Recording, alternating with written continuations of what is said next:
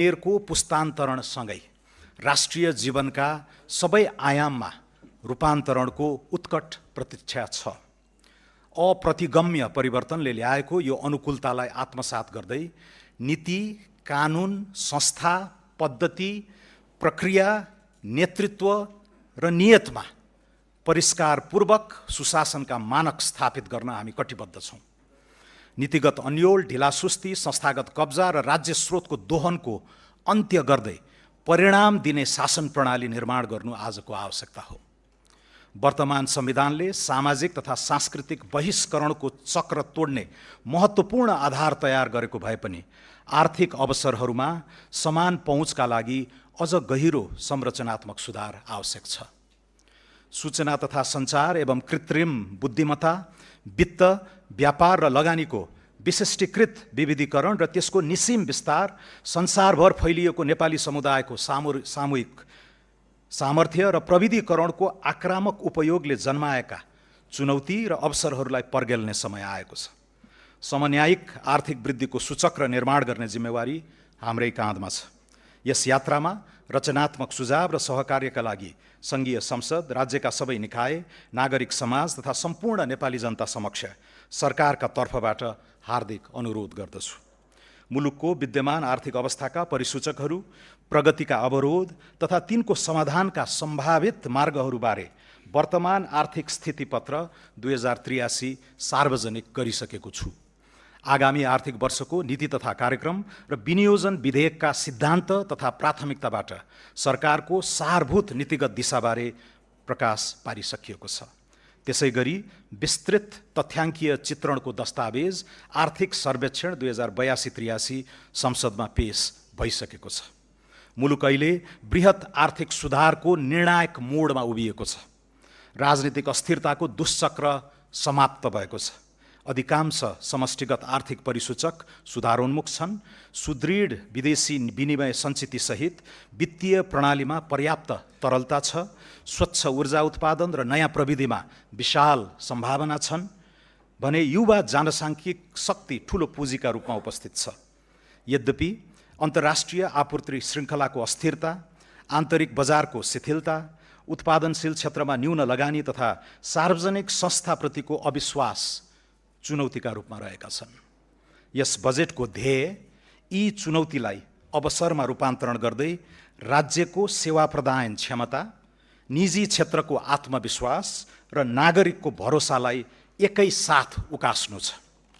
सम्माननीय सभामुख महोदय, सम्माननीय अध्यक्ष महोदय, सुरुमा म आर्थिक वर्ष 2083-84 को बजेट मार्फत बसाल्न खोजिएको थिति र सर्वाङ्गीण विकासको जगसँग सम्बन्धित केही उल्लेख्य सुधारहरूको घोषणा गर्दछु। उद्यम व्यवसायलाई राहत र मध्यम वर्गको विस्तार गरी समग्र अर्थतन्त्रलाई गतिशील बनाउन करका दरमा बृहत पुनरावलोकन गरेको छु। करको बोझ घटाउन आयकरको छुटको सीमा दोब्बर गरी व्यक्तिका लागि 10 लाख रुपैयाँ पुर्याएको छु।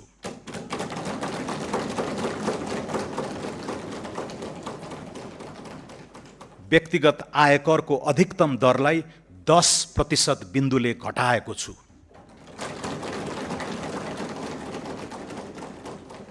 औद्योगिक कच्चा पदार्थको भन्सार महसुल तयारी मालवस्तुभन्दा कम्तीमा एक तह न्यून हुने गरी 273 प्रकारका कच्चा पदार्थमा भन्सार दर घटाएको छु।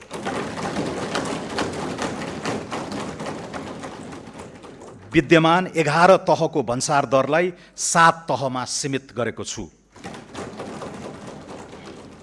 हाल 360 वस्तुमा लागि आएको अन्तशुल्क खारेज गरेको छु।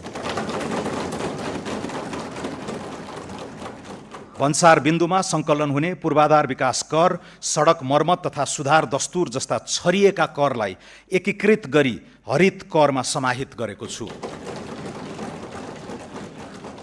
प्राकृतिक व्यक्तिको मृत्यु पश्चातको अस्वैच्छिक निसर्ग एवं निकायमा भएको स्वामित्व परिवर्तनको कारणले नियन्त्रित निकायमा हुने स्वामित्व परिवर्तनमा आयकर ऐन 2058 को दफा 57 आकर्षित नहुने व्यवस्था गरेको छु।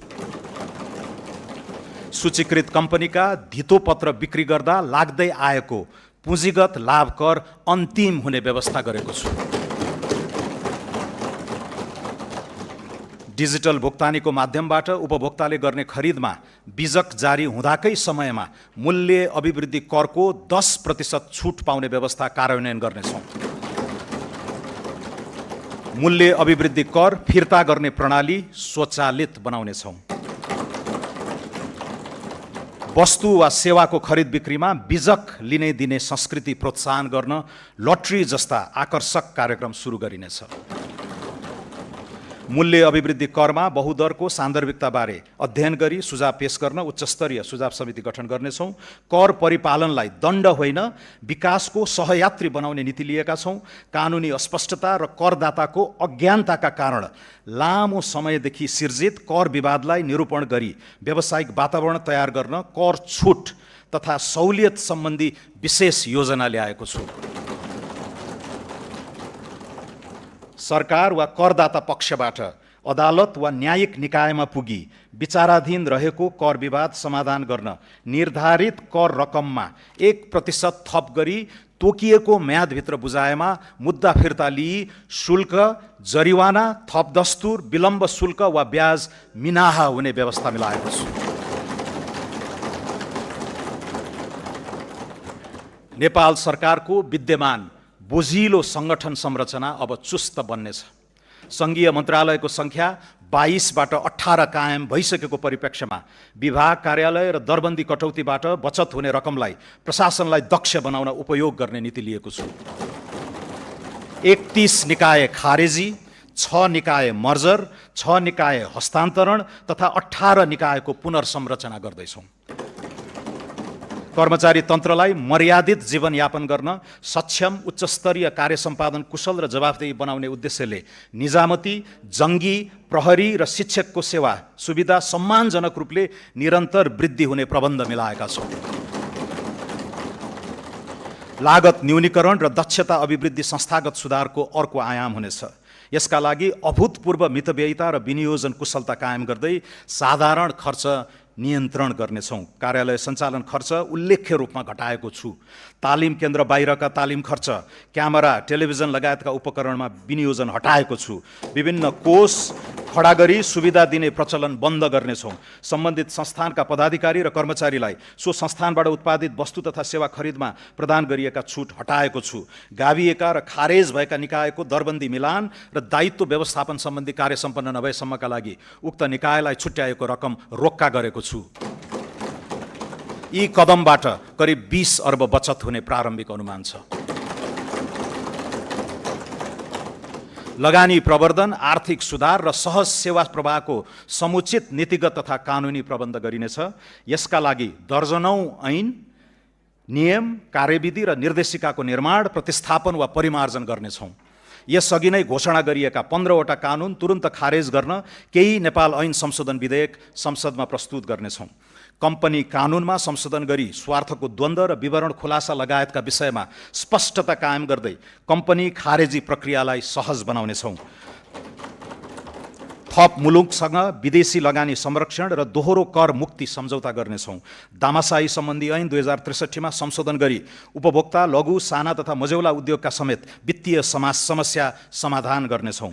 लगानी प्रवर्धनका लागि सीमित दायित्वको साझेदारी कानुन तर्जुमा गर्नेछौँ, जसबाट एन्जल इन्भेस्टमेन्टलाई भेन्चर क्यापिटल तथा प्राइभेट इक्विटी फन्डमा लगानी गर्न प्रोत्साहन हुनेछ। नेपाली नागरिकले विदेशमा लगानी गर्न पाउने व्यवस्थालाई सहज बनाउनेछौँ। औद्योगिक व्यवसाय ऐन संशोधन गरी उद्योगको क्षमता वृद्धि, स्वामित्व परिवर्तन, पुँजी वृद्धि लगायतका विषयमा उद्योग विभागलाई जानकारी मात्र गराए पुग्ने व्यवस्था गर्नेछौँ। विदेशी लगानी तथा प्रविधि हस्तान्तरण ऐनमा संशोधन गरी लगानी फिर्ताका लागि नेपाल राष्ट्र बैङ्कको पूर्व स्वीकृति लिनु नपर्ने र जानकारी दिए पुग्ने व्यवस्था गर्नेछौँ। वैदेशिक लगानीको दायराभित्र कन्भर्टेबल उपकरणहरू, परियोजना आबद्ध फन्डिङ लगायत अन्य हाइब्रिड उपकरणलाई समेट्नेछौँ। वैदेशिक लगानीको स्वचालित स्वीकृति प्रक्रियामा पूर्व स्वीकृतिको व्यवस्था हटाउनेछौँ। विदेशमा सेवा शुल्क, भुक्तानी, रोयल्टी र प्रविधि बापतको रकम पठाउने प्रक्रिया सरल बनाउनेछौँ। उधारो असुली सम्बन्धी कानुन व्यवस्था गर्नेछौँ। बौद्धिक सम्पत्ति संरक्षण सम्बन्धी कानुन छिट्टै निर्माण गर्नेछौँ। विगतको समग्र आर्थिक गतिविधिलाई विश्लेषण गरी व्यक्ति तथा व्यवसायीको साख मूल्याङ्कनका आधारमा कर्जा दिन सक्ने व्यवस्था गर्नेछौँ। व्यापारिक विवादको शीघ्र समाधानका लागि छुट्टै न्यायाधिकरण स्थापना गर्नेछौँ। मेलमिलाप ऐनमा सुधार गर्नेछौँ। गैर आवासीय नेपालीलाई धितोपत्रको दोस्रो बजारमा सहभागी गराउन विदेशी लगानी स्वीकृति, लगानीको लेखाङ्कन, नाफा फिर्ता र पुँजीगत लाभकर सम्बन्धी कानुनी व्यवस्थामा परिमार्जन गर्नेछौँ। मुलुकी देवानी संहिता 2074 संशोधन गरी नेपालमा लगानी गर्ने विदेशी लगानीकर्ता, अन्तर्राष्ट्रिय सङ्घ-संस्था, बहुराष्ट्रिय कम्पनीका शाखा वा आवास प्रयोजनका लागि जम्मा एकाइको 25% भन्दा नबढ्ने गरी आवास क्षेत्रका भवन वा सरकारले तोकेको स्थानमा अपार्टमेन्ट दीर्घकालीन लिजमा लिन सक्ने व्यवस्था गर्नेछौँ। साना तथा मझौला उद्योगीलाई वित्तीय पहुँच सुनिश्चित गर्न फर्स्ट लस रिकभरी हुने गरी कर्जा सुरक्षण गर्नेछौँ। कार्यगत सुधारको आक्रामक श्रृङ्खला सुरु गरी पुँजीगत खर्चको गति र लय फेर्न प्रतिबद्ध छौँ। खरिद प्रक्रियामा सुधार, रकमान्तरसहित स्रोत व्यवस्थापनमा लचकता, वैकल्पिक वित्त परिचालन एवं आयोजना प्रमुखको स्थिरता सुनिश्चित गरी तोकिएको लागत र समयमै आयोजना सम्पन्न गर्न मिसन मोडमा काम गराउनेछौँ। चालु आर्थिक वर्षभित्रै विकास आयोजना सम्बन्धी सनसेट कानुन संसदमा पेश हुनेछ। मोबिलाइजेसन पेस्कीको रकम सम्बन्धित आयोजनामा मात्र खर्च गर्न पाउने गरी ट्र्याकिङ गर्ने व्यवस्था मिलाउनेछौँ। हाइब्रिड एन्युइटी मोडलमा निर्माण गर्न सकिने पूर्वाधार आयोजनाको प्रारम्भिक पाइपलाइन 3 महिनाभित्र तयार हुनेछ। मध्यपूर्वको द्वन्द्वबाट इन्धन, बिटुमेन लगायत निर्माण सामग्रीमा भएको मूल्य वृद्धिबाट निर्माण व्यवसायीलाई परेको कठिनाइको सम्बोधन गर्नेछौँ। सफा सहर, सहज यातायात र सुरक्षित सडक चलायमान अर्थतन्त्रको अभिन्न अङ्ग बनाउनेछौँ। सडक यातायात, खानेपानी, सरसफाई र आर्थिक पहुँच पूर्वाधारलाई एकीकृत रूपमा विकास गर्नेछौँ। आगामी 5 वर्षभित्र सबै जिल्ला सदरमुकाम जोड्ने सडक तथा पुलको स्तरोन्नति गर्नेछौँ। यात्रा सुरक्षा र सडक स्तर सुधार गरी दुर्घटनाबाट हुने मानवीय क्षतिलाई न्यूनीकरण गर्नेछौँ। विकास र वातावरण बीच द्वन्द्व होइन, सामञ्जस्य स्थापित गर्नेतर्फ सरकार सचेष्ट रहनेछ। यसका लागि वातावरण संरक्षण ऐन 2076 र वन ऐन 2076 परिमार्जन गरिनेछन्। स्वीकृत वातावरणीय प्रभाव मूल्याङ्कन प्रतिवेदनमा उल्लेखित वनको क्षेत्रफल वा कटान हुने रुखको सङ्ख्या घटेको अवस्थामा पूरक वातावरणीय प्रभाव मूल्याङ्कन गर्न नपर्ने व्यवस्था गर्नेछौँ। वन क्षेत्रको स्वीकृति र रुख कटानको आदेशसम्मका निर्णयको बहुशृङ्खलालाई उल्लेख्य रूपमा घटाउनेछौँ। नवीन एवं वैकल्पिक वित्तीय उपकरणको प्रबन्ध मार्फत सरकारको वित्तीय चाप घटाइनेछ। यस क्रममा सरकारको ब्यालेन्स सिट बाहिरबाट नै पुँजी परिचालन गरी सार्वजनिक लगानी एवं प्रविधि भित्र्याउन नयाँ वित्तीय उपकरण प्रस्ताव गरेको छु। पूर्वाधारमा निजी लगानी परिचालन गर्न वैकल्पिक विकास वित्त कोष सम्बन्धी कानुन प्रतिनिधि सभाबाट पारित भइसकेको छ। अन्तर्राष्ट्रिय बजारमा नेपाली मुद्रामै अफसोर बन्ड शीघ्र जारी हुनेछ।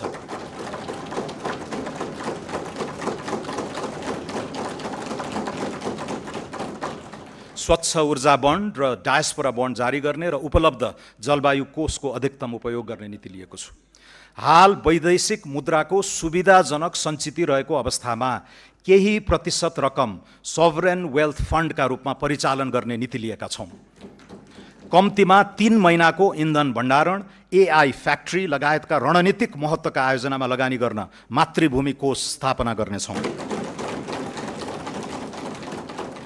विदेशी ऋण वा लगानीमा आयोजनामा हुने विनिमय जोखिम न्यून गर्न आगामी आर्थिक वर्षदेखि उपयुक्त प्रिमियममा हेजिङ सेवा दिने व्यवस्था मिलाएको छु। पहिलो र दोस्रो सार्वभौम क्रेडिट रेटिङबाट प्राप्त नतिजामा सुधार हुने गरी अनुकूल आर्थिक वातावरण सिर्जना गर्नेछौँ। नेपाललाई सम्पत्ति शुद्धिकरण सम्बन्धी ग्रे लिस्टबाट यथाशक्य छिटो हटाउनेछौँ।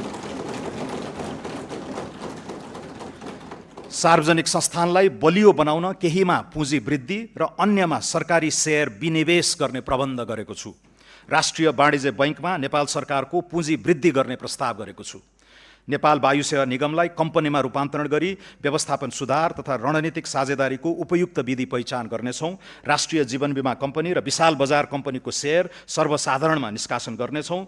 जलविद्युत लगानी तथा विकास कम्पनी लिमिटेडलाई उद्देश्य मिल्ने वित्तीय संस्थासँग गाभी पूर्वाधार क्षेत्रको विशिष्टीकृत निकाय बनाउनेछौँ। गोरखकाली रबर उद्योग लगायत 7 वटा सार्वजनिक संस्थानको सम्पत्ति तथा दायित्व मूल्याङ्कन DDA गरी निजी सार्वजनिक साझेदारी मोडलमा लगानी व्यवस्थापनको काम आगामी वर्षभित्रै सम्पन्न गर्नेछौँ। सूचना प्रविधि पूर्वाधारको विस्तारमा सरकारको अर्जुन दृष्टि रहनेछ। नेपाल टेलिकममा सङ्घीय सरकारको 66% सेयर कायम राखी बाँकी सेयर पुस मसान्तभित्र जनस्तरमा बिक्री गर्ने र प्राप्त रकम नेपाललाई टेक हब बनाउन उपयोग गर्नेछौँ। सूचना प्रविधि सेवा क्षेत्र विस्तारका लागि विदेशमा लगानी खुला गर्ने प्रबन्ध गरेको छु। नेपालमा बसेर विदेशी रोजगारदाताका लागि काम गर्न पाउने तथा रिमोट वर्कलाई आकर्षित गर्न स्पष्ट कानुनी प्रबन्ध मिलाउनेछौँ। सरकारी निकायमा प्रयोग हुने सूचना प्रविधि सफ्टवेयरको खरिद एकै निकायबाट गर्ने व्यवस्था मिलाउनेछौँ। डिजिटल सार्वजनिक पूर्वाधार विकासमा लगानी वृद्धि गर्नेछौँ। नेपाल राष्ट्र बैङ्कको सुपरिवेक्षणमा फिनटेक मार्केट प्लेस स्थापना गर्नेछौँ। नागरिक एपमा दर्जनौं सरकारी सेवाहरू आबद्ध हुनेछन्। नेपाललाई AI आर्टिफिसियल इन्टेलिजेन्सको युगमा आत्मविश्वासका साथ प्रवेश गराउन विशेष पहल सुरु गरेका छौँ। काठमाडौँको सिउचाटारमा देशकै पहिलो सार्वभौम AI कम्प्युट केन्द्र स्थापना गर्नेछौँ। हजारौं AI प्रोसेसिङ युनिट खरिद गरी AI उद्यमी र स्टार्टअपलाई सहुलियतपूर्ण कम्प्युट क्षमता उपलब्ध गराउनेछौँ। स्वच्छ जलविद्युत ऊर्जालाई उच्च मूल्यको AI कम्प्युट सेवामा रूपान्तरण गर्ने प्रस्ताव गरेको छु। नेपालको विद्यमान अपार ऊर्जा शक्तिलाई कृत्रिम बुद्धिमत्ताको विकासमा प्रयोग गरी सिपयुक्त रोजगारी, डिजिटल निर्यात र AI मा आधारित आर्थिक रूपान्तरणको जग निर्माण हुने विश्वास गरेको छु। आगामी आर्थिक वर्ष AI को क्षेत्रमा अन्तर्राष्ट्रिय ख्याति बनाइरहेका कम्तीमा 15 जना नेपाली शोधकर्तालाई प्रतिष्ठित फेलोशिप प्रदान गरी नेपाल फर्केर योगदान गर्न आमन्त्रित गर्नेछु।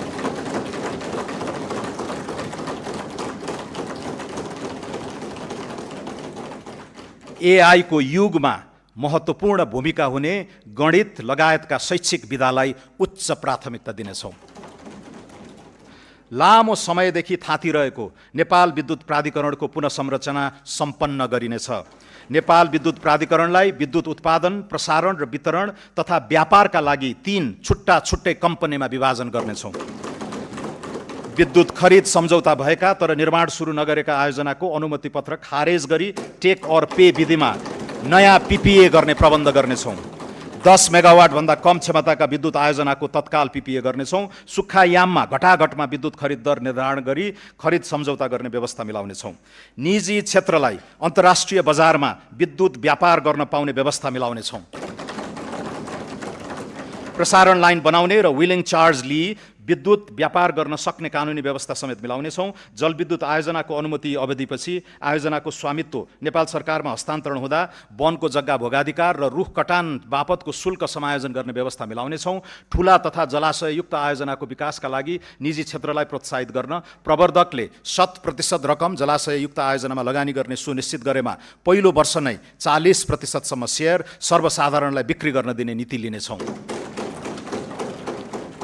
सम्माननीय सभामुख महोदय, सम्माननीय अध्यक्ष महोदय, आर्थिक वृद्धिको उत्तम सम्भावना भएका ग्रामीण एवं शहरोन्मुख क्षेत्रको चतुर्दिक प्रादेशिक विकासमा लगानी बढाउनेछौँ। यस्ता क्षेत्रलाई ग्रोथ पोल र क्वाडका रूपमा विकसित गर्न नीतिगत र भौतिक पूर्वाधारको एकीकृत योजना कार्यान्वयन गर्नेछौँ।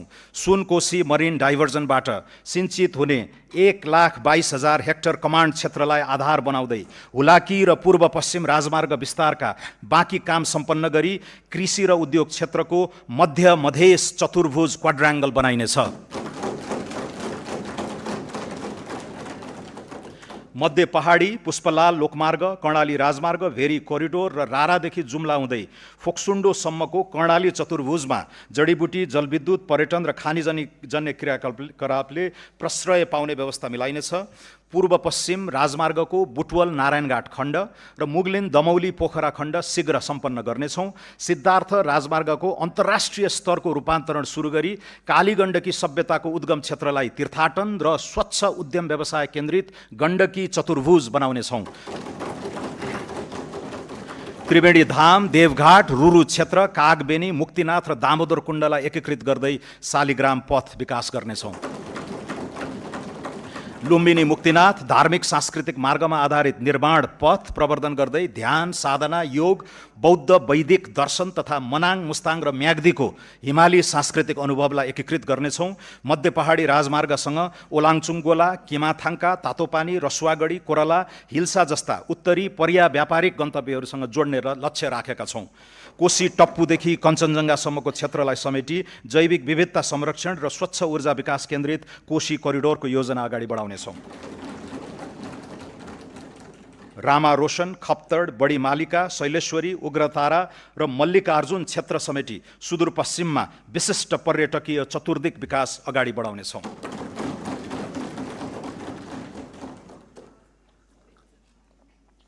भिजन काठमाडौँ 2040 को दीर्घकालीन योजना कार्यान्वयन सुरु गर्नेछौँ। काठमाडौँ उपत्यकाको समग्र शहरी सेवा व्यवस्थापनका लागि अन्डरपास, फ्लाइओभर, इन्टरसेक्सन सुधार, नदी कोरिडोरको पूर्वाधार, पार्क निर्माण, फोहोर मैला व्यवस्थापन, युटिलिटी डक्ट, विद्युतीय तार भूमिगत गर्ने सहितको एकीकृत पूर्वाधार बनाउनेछौँ। प्रदेश र स्थानीय तहसँगको सहकार्यमा वित्तीय प्रोत्साहन सहित खुला क्षेत्रको संरक्षण र विस्तारका लागि विशेष पहल गर्नेछौँ। काठमाडौँ उपत्यकामा विद्युतीय सार्वजनिक बस सञ्चालन, चार्जिङ स्टेसन, ट्र्याकिङ प्रणाली, स्मार्ट बस पार्क, सुदृढ संस्थागत व्यवस्था सहितको स्मार्ट अर्बन मोबिलिटी कार्यक्रम छिट्टै सुरु हुनेछ। पोखरा उपत्यकामा पनि सार्वजनिक बसलाई विद्युतीय बसले प्रतिस्थापन गर्न ई मोबिलिटी सेवा सुरुवात गर्नेछौँ। भिजिट नेपाल वर्ष 2085 र नेपाल आरोग्य वर्ष 2027 सफल बनाउन सघन तयारी गर्नेछौँ। उच्च मूल्यका पर्यटक लक्षित रिजोर्ट र होटल निर्माण र सञ्चालनलाई भौतिक एवं वित्तीय प्रोत्साहन दिने व्यवस्था गरेको छु। पर्यटन गतिविधिहरूलाई आरोग्य पर्यटनको मूल विषयवस्तुमा ब्रान्डिङ गरी पर्यटकका स्रोत मुलुकहरूमा विविधीकरण गरिनेछ। नेपाललाई युरोपियन युनियनको एयर सेफ्टी लिस्टबाट बाहिर निकाल्न आगामी पुसभित्र नागरिक उड्डयन प्राधिकरणको पुनः संरचना गरी नियामक र सञ्चालकको पृथक भूमिका स्थापित गर्नेछौँ।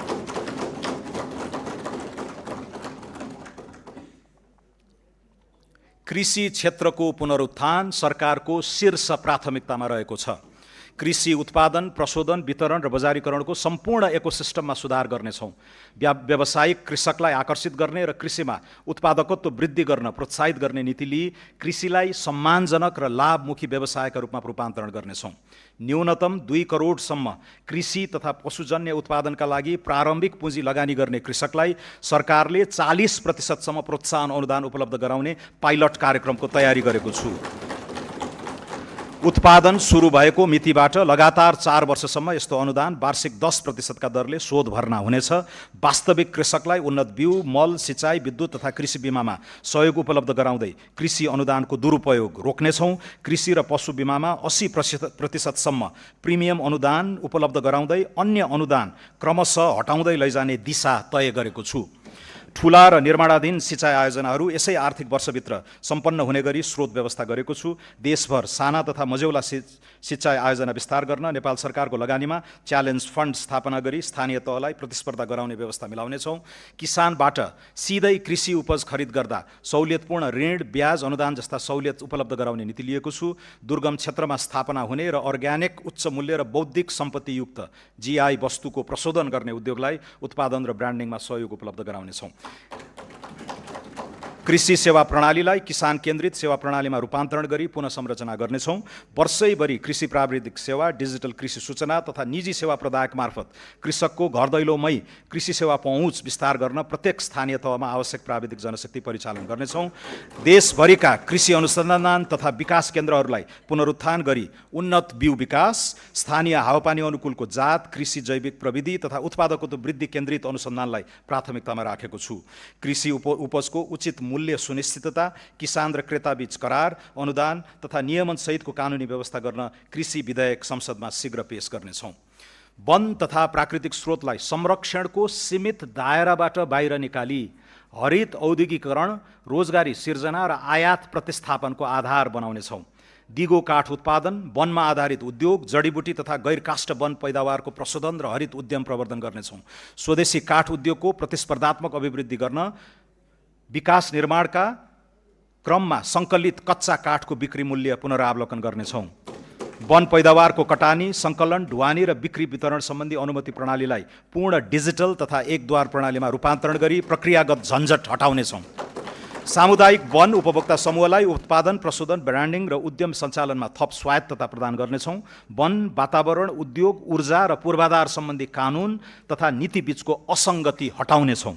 वन क्षेत्रको कार्बन स्टक, इकोसिस्टम सेवा तथा प्राकृतिक पुँजीको आर्थिक मूल्याङ्कन गरी बजेट तथा योजना प्रणालीमा समावेश गर्नेछौँ। लगानी एक्सप्रेसको अवधारणा कार्यान्वयन गर्न आगामी 3 महिनाभित्र स्वचालित रुट प्रणाली लागू गर्नेछौँ। कम्पनी र उद्योग दर्ता, वित्तीय सेवा, कर प्रणालीमा सहभागिता, भिसा आवेदनसम्मका सबै सेवा आबद्ध गरी सूचना प्राप्ति, अनुपालना प्रतिवेदन र जोखिममा आधारित परीक्षण हुने व्यवस्था गर्नेछौँ।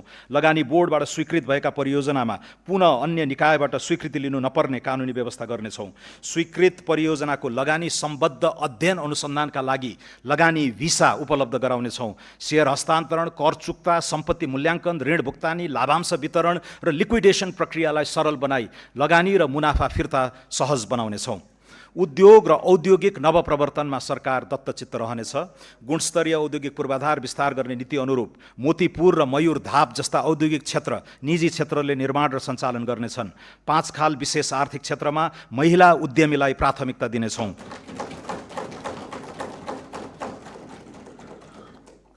महिला उद्यमीलाई कर्जा प्रवाहमा थप सहुलियत प्रदान गर्नेछौँ। विशेष आर्थिक क्षेत्रलाई कर, भन्सार, आयात निर्यात र लगानीको सम्पूर्ण निर्णय एकै थलोबाट हुने विशेष आर्थिक प्रशासन क्षेत्रको व्यवस्था मिलाउनेछौँ।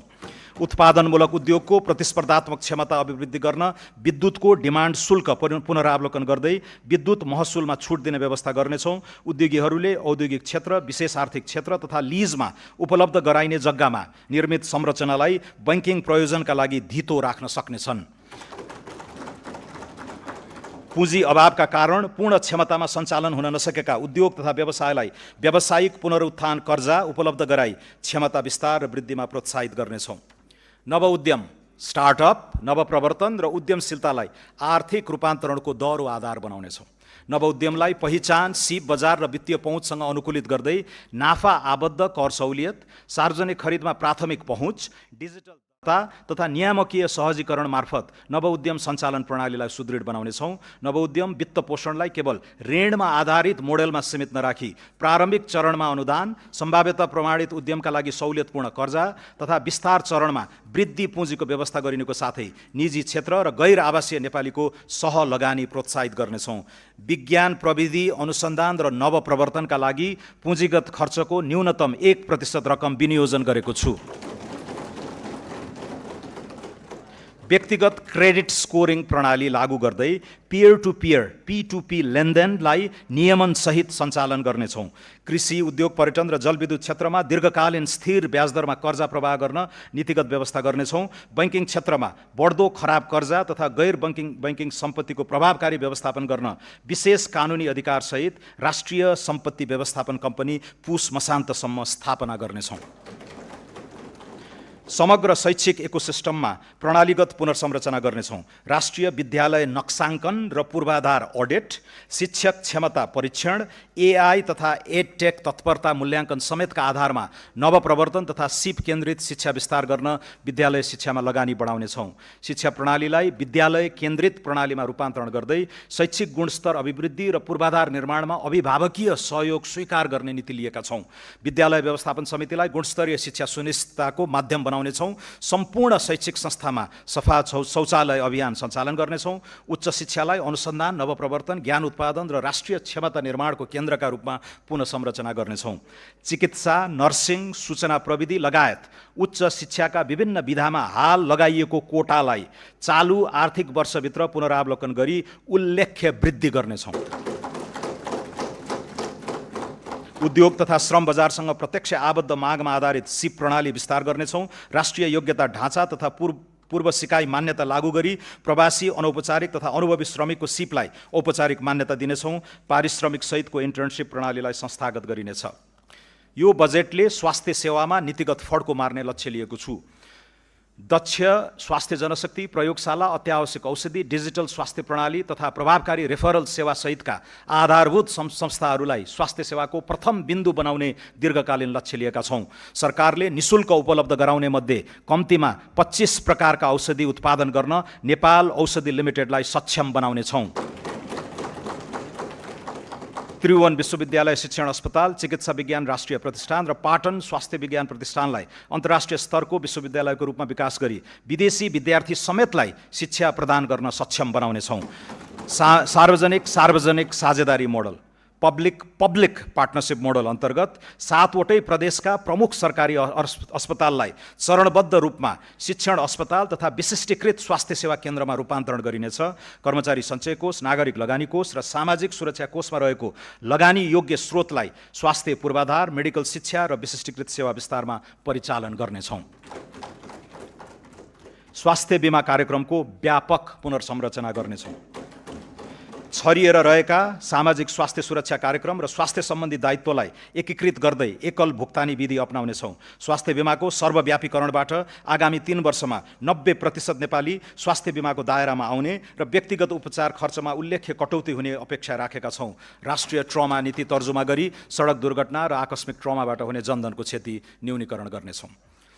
आगामी 5 वर्षभित्र स्मार्ट वितरण प्रणालीबाट 24 घण्टा स्वच्छ पिउने पानी सुनिश्चित गर्नेछौँ। आगामी 3 वर्षभित्र 65% र 5 वर्षभित्र 100% नागरिकलाई सुरक्षित र स्वच्छ खानेपानी सेवा उपलब्ध गराउनेछौँ। खानेपानी आपूर्तिको गुणस्तर, शुल्क संरचना तथा सेवा दायित्व सुनिश्चित गर्न नियमन प्रणाली सुदृढ पार्नेछौँ। काठमाडौँ उपत्यकामा दिगो खानेपानी सेवा सुनिश्चितताको लागि विद्यमान महसुल संरचनाको पुनरावलोकन गर्नेछौँ।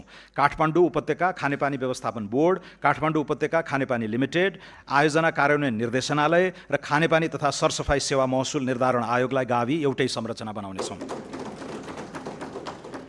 सामाजिक सुरक्षा प्रणालीलाई थप न्यायोचित र लक्षित बनाउनेछौँ। आर्थिक रूपमा सक्षम नागरिकलाई सामाजिक सुरक्षा भत्ता स्वैच्छिक रूपमा त्याग्न सक्नेले छोडौँ, नसक्नेलाई जोडौँ भन्ने राष्ट्रिय अभियान सञ्चालन गर्नेछौँ।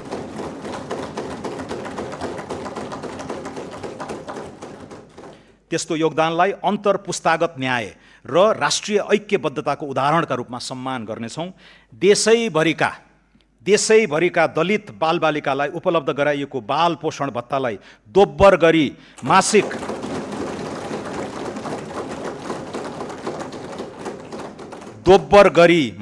1000 रुपैयाँ बनाएको छु।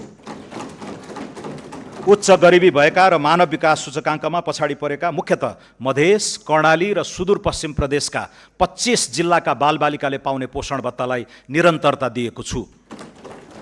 श्रमिक र रोजगारदाता अनिवार्य रूपमा श्रम रजिस्ट्रीमा आबद्ध हुनुपर्ने व्यवस्था गर्नेछौँ। यसबाट सुरक्षा गार्ड र घरायसी कामदारका अतिरिक्त निर्माण, कृषि, आतिथ्य, ढुवानी तथा औद्योगिक श्रमिक आपूर्ति गर्न इजाजत प्राप्त संस्थाले प्रदान गर्ने बीमा, आवास र डिजिटल गुनासो व्यवस्थापन जस्ता सेवाको मापदण्ड निर्धारण हुनेछ। श्रम क्षेत्रमा लिखित सम्झौता, न्यूनतम ज्याला, बीमा, कार्यस्थल सुरक्षा मापदण्ड तथा बैंक मार्फत पारिश्रमिक भुक्तानी अनिवार्य गर्नेछौँ। कार्यस्थल दुर्घटनामा अनिवार्य क्षतिपूर्ति र बीमा दाबी प्रणाली थप प्रभावकारी बनाउनेछौँ।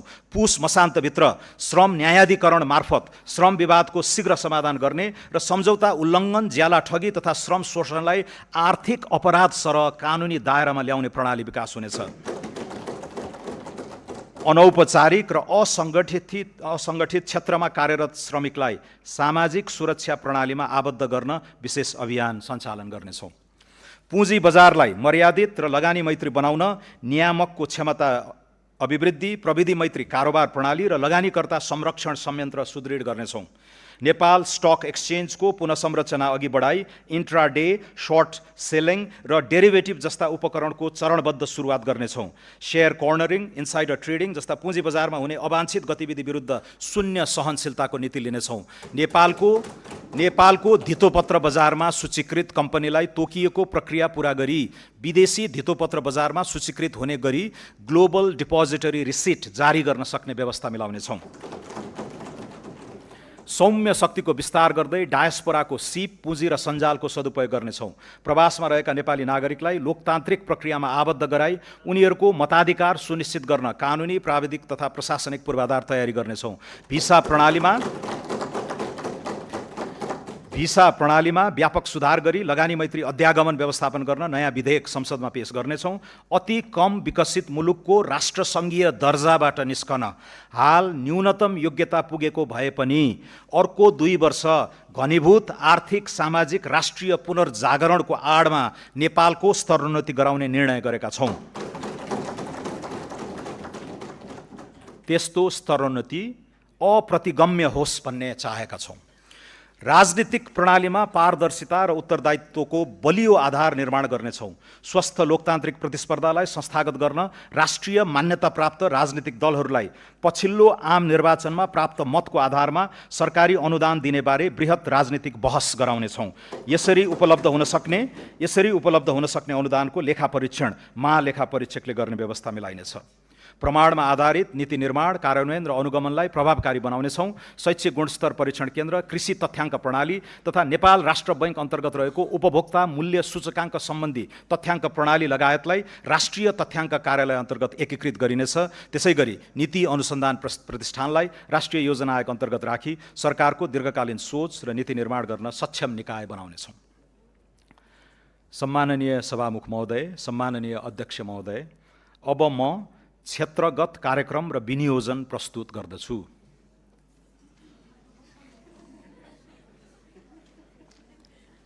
सडक।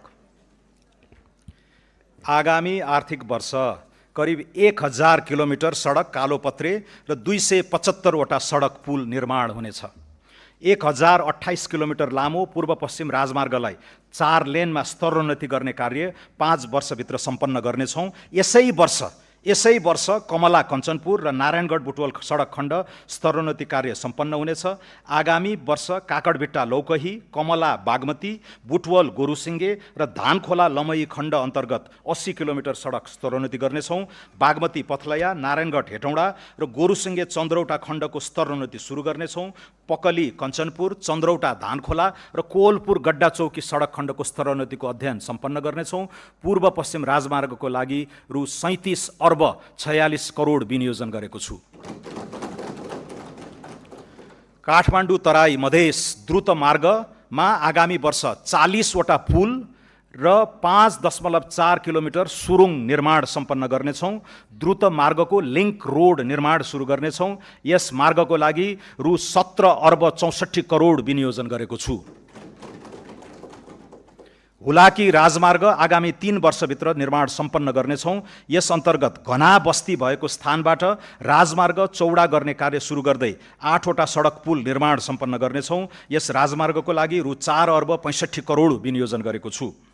कर्णाली राजमार्ग अन्तर्गत सुर्खेत जुम्ला गमगढी सडकको स्तरोन्नतिको लागि रु 1 अर्ब बजेट व्यवस्था गरेको छु। पुष्पलाल मध्य पहाडी राजमार्गको निर्माण आगामी 3 वर्षभित्र सम्पन्न गर्नेछौँ। यस अन्तर्गत 65 किलोमिटर सडक स्तरोन्नति र 5वटा पुल निर्माण सम्पन्न गर्न रु 2 अर्ब 16 करोड विनियोजन गरेको छु। मदन भण्डारी राजमार्ग अन्तर्गत 25 किलोमिटर सडक कालोपत्रे गर्न र पुल निर्माण गर्न रु 1 अर्ब 46 करोड विनियोजन गरेको छु। आगामी 3 वर्षभित्र मुख्य राजमार्ग तथा रणनीतिक सडकमा निर्माणाधीन पुल सम्पन्न गर्नेछौँ। राष्ट्रिय राजमार्गमा पर्ने 40वटा ठुला पुल निर्माण तथा स्तरोन्नति सम्पन्न गर्नेछौँ। राष्ट्रिय राजमार्ग तथा रणनीतिक सडक पुल, विशेष महत्त्वका पुल र स्थानीय सडक पुलका लागि रु 9 अर्ब 87 करोड विनियोजन गरेको छु। पृथ्वी राजमार्ग अन्तर्गत तनहुको आबु खैरेनीदेखि पोखरासम्मको 4 लेन सडक निर्माण शीघ्र सम्पन्न हुनेछ। मुगलिङ आबु खैरेनी खण्डको निर्माण कार्य सुरु गर्नेछौँ। नागढुङ्गा मुगलिङ खण्ड अन्तर्गत 40 किलोमिटर सडक स्तरोन्नति हुनेछ। नागढुङ्गा सुरुङ मार्ग आगामी साउनदेखि सञ्चालनमा ल्याउनेछौँ। यी सडक खण्डको लागि रु 6 अर्ब 55 करोड विनियोजन गरेको छु। कर्णाली कोरिडोरको 31 किलोमिटर कालोपत्रे एवं ग्राभेल गर्नेछौँ। त्यस्तै कालीगण्डकी कोरिडोरको 21 किलोमिटर कालोपत्रे हुनेछ। कोशी कोरिडोरको उत्तरी खण्डको 15 किलोमिटर कालोपत्रे गर्नेछौँ। यी 3वटा कोरिडोरका लागि रु 6 अर्ब 25 करोड विनियोजन गरेको छु। गल्छी स्याफ्रुबेसी रसुवागढी सडक खण्डलाई स्तरोन्नति गर्न रु 1 अर्ब 35 करोड विनियोजन गरेको छु। सिद्धार्थ राजमार्गको बुटवल पोखरा खण्ड द्रुत मार्गका रूपमा निर्माण कार्य प्रारम्भ गर्नेछौँ। आगामी आर्थिक वर्षभित्र सिद्धबाबा सुरुङ मार्ग सम्पन्न हुनेछ। महाकाली कोरिडोरको दार्चुला टिङ्कर खण्डको ट्र्याक खोल्ने कार्यलाई विशेष प्राथमिकता दिएको छु।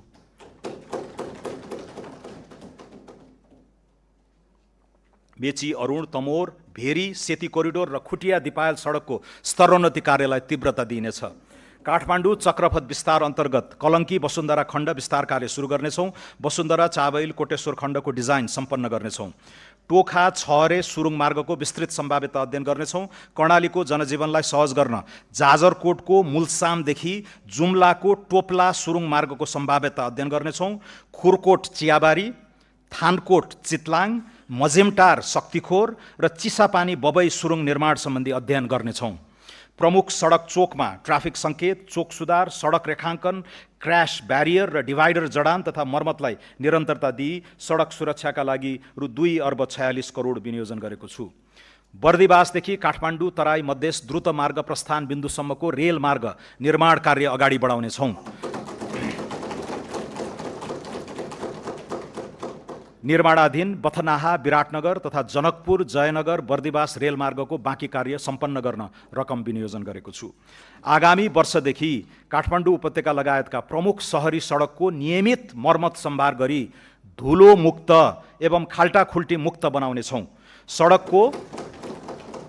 सडकको राष्ट्रव्यापी मर्मत सम्भार अभियानका रूपमा सञ्चालन गर्न रु 28 अर्ब 52 करोड विनियोजन गरेको छु। राजमार्गका उच्च जोखिमयुक्त स्थानमा जलवायु अनुकूलित संरचना निर्माण गर्नेछौँ। पहिरोका कारण राजमार्गमा हुने अवरोधलाई तत्काल हटाई सेवा सुचारू गर्न रु 3 अर्ब 17 करोड विनियोजन गरेको छु। महिलाहरूको सुरक्षित आवागमन सुनिश्चित गर्न सीसी क्यामेरा सहितको आधुनिक ब्लू बस सेवा सञ्चालन गर्न आवश्यक व्यवस्था मिलाउनेछौँ।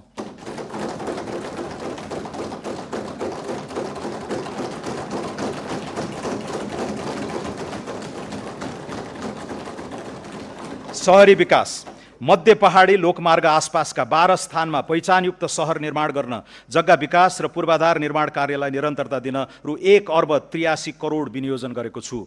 देशका प्रमुख सहरहरूमा एकीकृत फोहोर मैला व्यवस्थापन, ढलमुक्त नदी अभियान र नदी किनारामा हरियाली प्रवर्धनका लागि रु 4 अर्ब 19 करोड विनियोजन गरेको छु।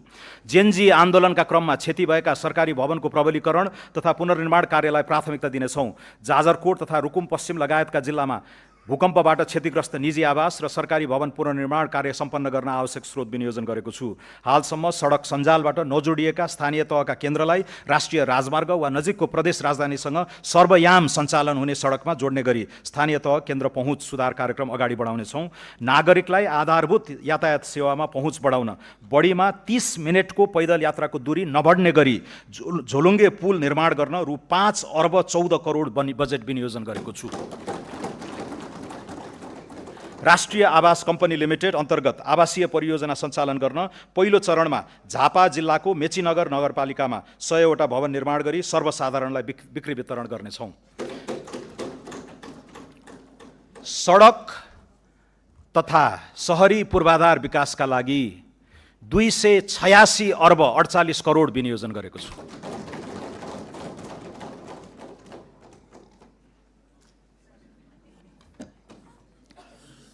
सम्माननीय सभामुख महोदय, सम्माननीय अध्यक्ष महोदय, खानेपानी तराई मधेसमा सुक्खा याममा हुने खानेपानीको चरम अभावलाई दिगो रूपमा समाधान गर्न समुदाय स्तरमा डिप बोरिङ सहितको खानेपानी प्रणालीको विकास गर्नेछौँ।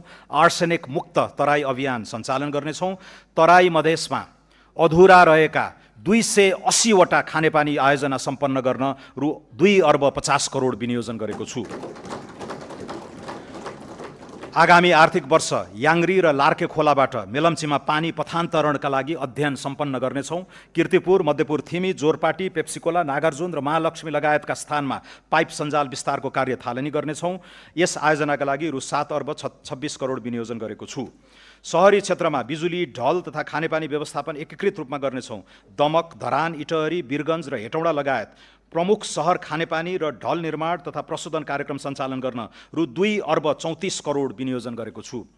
उन्नत फिल्ट्रेसन प्रविधिको प्रयोग तथा राष्ट्रव्यापी पानी परीक्षण प्रयोगशाला सञ्जाल स्थापना गरी पानीको नियमित परीक्षण र QR कोडमा आधारित अनुगमन गर्नेछौँ। काठमाडौँ उपत्यकाको सल्लाघारी, कोडकु, धोबीघाट, गोकर्ण र हनुमान घाटमा दैनिक 7 करोड 27 लाख लिटरको फोहोर पानी प्रशोधन केन्द्रको निर्माण सम्पन्न गर्नेछौँ। यस कार्यका लागि रु 3 अर्ब 46 करोड विनियोजन गरेको छु। उपत्यका बाहिर खाँदबारी, बेलौरी, टाउन बजार, बारपाक र त्रिशुली बजारमा ढल प्रशोधन केन्द्र सञ्चालनमा ल्याउनेछौँ। खानेपानी तथा सरसफाइतर्फ रु 37 अर्ब 17 करोड विनियोजन गरेको छु। स्वच्छ ऊर्जा आगामी आर्थिक वर्ष जलविद्युत आयोजनाबाट 670 मेगावाट र सौर्य आयोजनाबाट 370 मेगावाट गरी 1040 मेगावाट राष्ट्रिय प्रसारण प्रणालीमा आबद्ध हुँदा कुल जडित क्षमता 5535 मेगावाट पुग्नेछ। 40 मेगावाट क्षमताको राहुघाट जलविद्युत आयोजनाको निर्माण यसै आर्थिक वर्षभित्र सम्पन्न गर्नेछौँ। निर्माणाधीन तनहुँ जलाशययुक्त आयोजना, माथिल्लो मोदी ए, माथिल्लो मोदी, माथिल्लो त्रिशुली 3B र बुढीगङ्गा आयोजना निर्माणलाई तीव्रता दिनेछौँ। 1061 मेगावाटको माथिल्लो अरुण, 828 मेगावाटको उत्तर गङ्गा, 210 मेगावाटको चैनपुर सेती, 99 मेगावाटको तामाकोसी 5 र 77 मेगावाटको घुन्साखोला आयोजनाको वित्तीय व्यवस्थापन गरी ठेक्का प्रक्रिया सुरु गर्नेछौँ। 417 मेगावाटको नलगाड, 490 मेगावाटको अरुण 4 र 281 मेगावाटको नौमुरे आयोजनाको अध्ययन प्रक्रिया अगाडि बढाउनेछौँ। कर्मचारी सञ्चय कोषका सञ्चयकर्ता समेतको लगानीमा 439 मेगावाटको वेतन कर्णाली जलविद्युत आयोजना निर्माणका लागि ठेक्का प्रक्रिया सुरु गर्नेछौँ। 1200 मेगावाटको बुढी गण्डकी जलाशययुक्त आयोजना निर्माणका लागि अधिकार सम्पन्न प्राधिकरण मोडलमा निर्माण कार्य अगाडि बढाउनेछौँ। 670 मेगावाटको दुधकोशी जलाशययुक्त आयोजनाको फाइनान्सियल क्लोजर सम्पन्न गरी ठेक्का प्रक्रिया सुरु गर्नेछौँ। 900 मेगावाटको अरुण तेस्रो, 669 मेगावाटको तल्लो अरुण लगायत लगानी बोर्ड मार्फत निर्माण कार्य अगाडि बढाइएका करिब 3000 मेगावाट क्षमताका आयोजना विकास गर्न सरकारले आवश्यक सहजीकरण गर्नेछ। निर्माणाधीन प्रसारण लाइन तथा सबस्टेसन निर्माण सम्पन्न गर्न रु 70 अर्ब विनियोजन गरेको छु। हेटौँडा ढल्केबर इनोरुवा 400 केबी प्रसारण लाइन चालु आर्थिक वर्षभित्रै निर्माण सम्पन्न हुनेछ। 400 केबी का नयाँ खिम्ती 12 काठमाडौँ र हेटौँडा रातमाटे लप्सीबेदी न्यू दमौली न्यू बुटवल प्रसारण लाइन निर्माण कार्यलाई तीव्रता दिनेछौँ। अन्तर्देशीयतर्फ बुटवल गोरखपुर र इनरुवा पूर्णिया प्रसारण लाइन निर्माण कार्यलाई तीव्रता दिनेछौँ।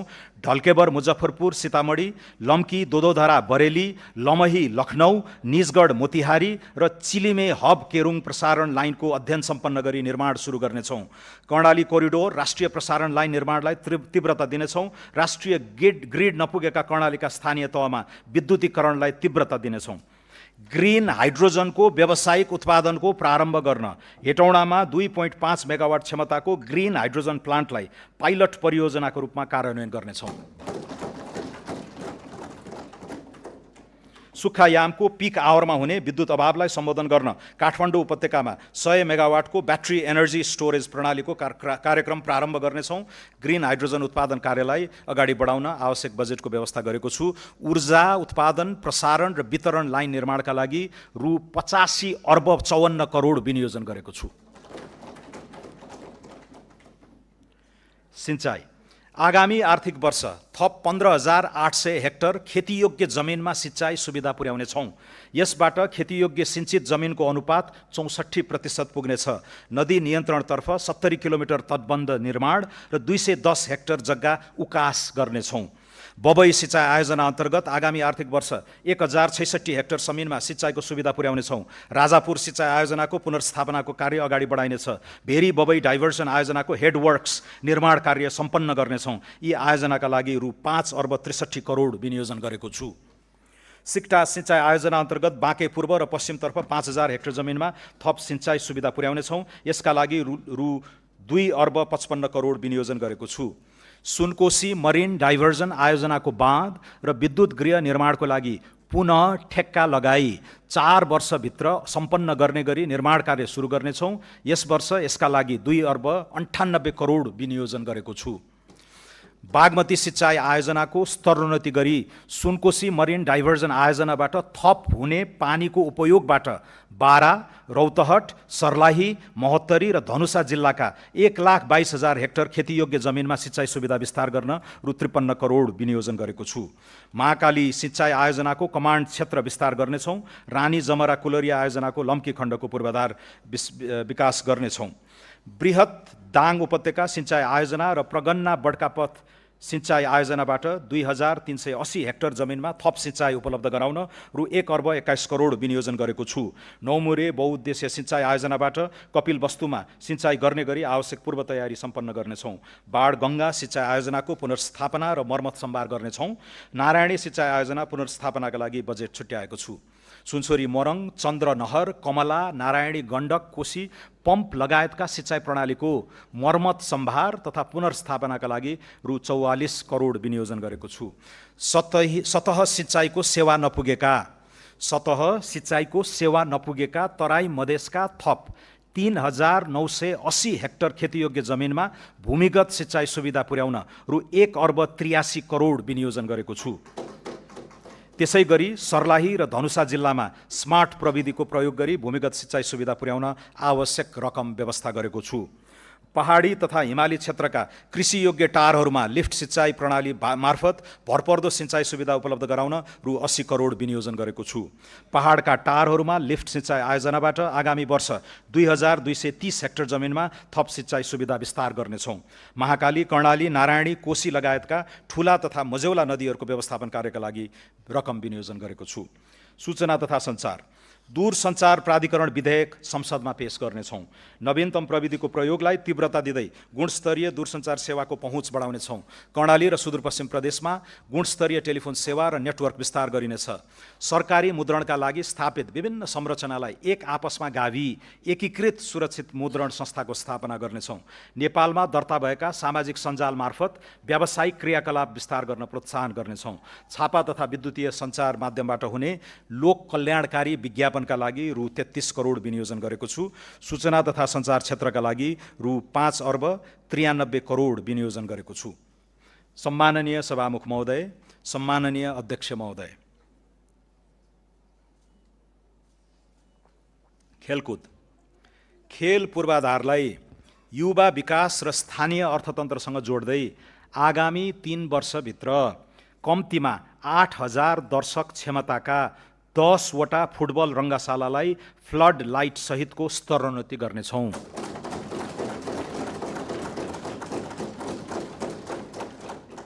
प्रमुख 8 सहरमा 5 वर्षभित्र आधुनिक क्रिकेट रङ्गशाला निर्माण गर्नेछौँ। विराटनगर, लाहान, काठमाडौँ, पोखरा, बुटवल, सुर्खेत र धनगढीको फाप्लामा कम्तीमा 2,000 क्षमताका इन्डोर मल्टिपर्पज स्टेडियम आगामी 3 वर्षभित्र निर्माण गर्नेछौँ।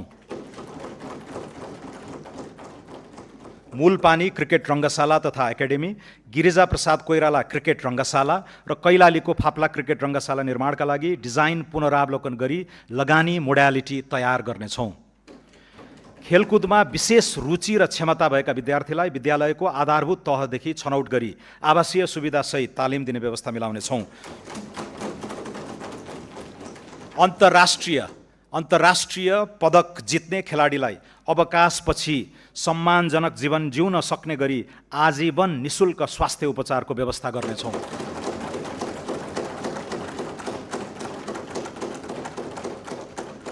सुर्खेतमा 10औं राष्ट्रिय खेलकुद सम्पन्न गर्न र मधेस प्रदेशमा प्रस्तावित 11औं राष्ट्रिय खेलकुदको लागि आवश्यक पूर्वाधार निर्माण गर्न रकम छुट्याएको छु। खेलकुद क्षेत्रको लागि रु 4,03 करोड विनियोजन गरेको छु। गुणस्तरीय शिक्षा मुलुकभरका सामुदायिक विद्यालयहरूको पूर्वाधार आवश्यकताको म्यापिङ गर्नका लागि रु 1 अर्ब विनियोजन गरेको छु। सुदूरपश्चिम प्रदेशको गेटास्थित शहीद दशरथ चन्द स्वास्थ्य विज्ञान विश्वविद्यालयमा शैक्षिक सत्र 83-84 देखि MBBS लगायत चिकित्सा शिक्षाका 4 वटा विधामा कार्यक्रम सञ्चालन गर्नेछौँ। विद्यालय तहदेखि उच्च शिक्षासम्मका लक्षित विद्यार्थी छात्रवृत्तिका लागि रु 8,60 करोड विनियोजन गरेको छु। सङ्गीत, कला तथा साहित्य सम्बन्धी अध्ययनलाई देशैभर प्रवर्धन गर्नेछौँ। राजगुठी लगतमा दर्ता रहेको त्रिपुरेश्वर महादेव मन्दिर परिसरमा गुठी रिसर्च इन्स्टिट्युट एवं एथनो म्युजिकोलोजी सेन्टर स्थापनाका लागि रकम छुट्याएको छु। अन्तर्राष्ट्रिय स्तरका उच्च श्रेणीमा रहेका विश्वविद्यालयलाई नेपालमा क्याम्पस सञ्चालन गर्न नीतिगत व्यवस्था र प्रोत्साहन गर्नेछौँ।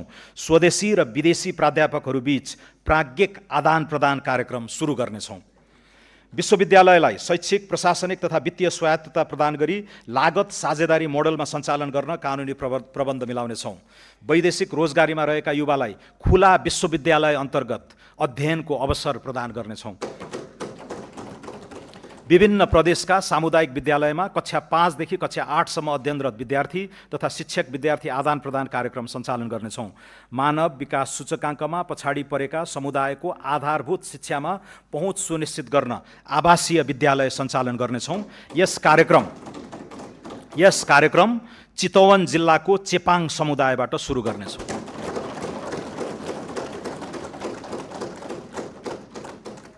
शिक्षा क्षेत्रका लागि 218 अर्ब 30 करोड विनियोजन गरेको छु।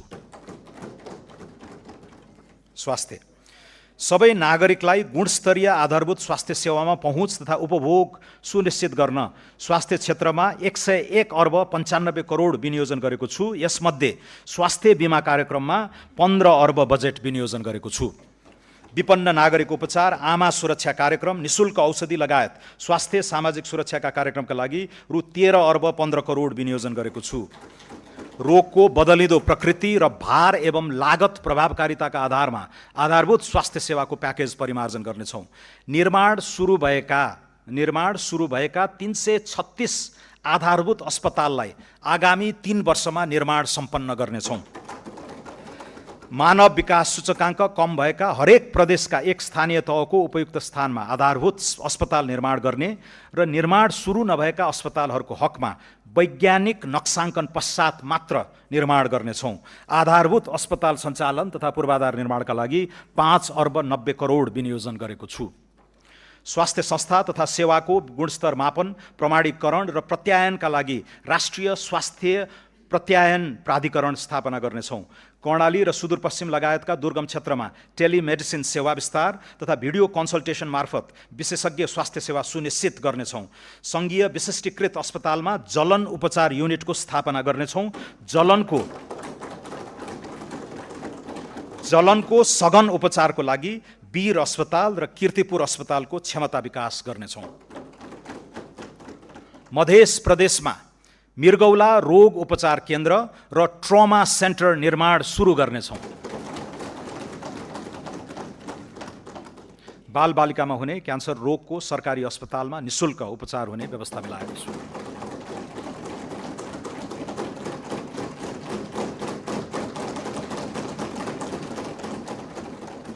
नागरिक स्तरबाट स्थापना भई अन्तर्राष्ट्रिय क्षेत्रमै ख्याति प्राप्त अनुकरणीय सर्वसुलभ स्वास्थ्य सेवा उपलब्ध गराउने स्वास्थ्य संस्थालाई प्रोत्साहित गर्नेछौँ।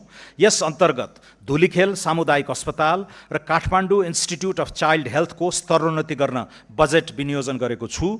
तिलगङ्गा आँखा प्रतिष्ठानलाई लेन्स उत्पादनमा प्रोत्साहित गर्न कर सहुलियत प्रदान गरेको छु। हाई अल्टिट्युड सिकनेस उपचार सेवा विस्तार गर्नेछौँ।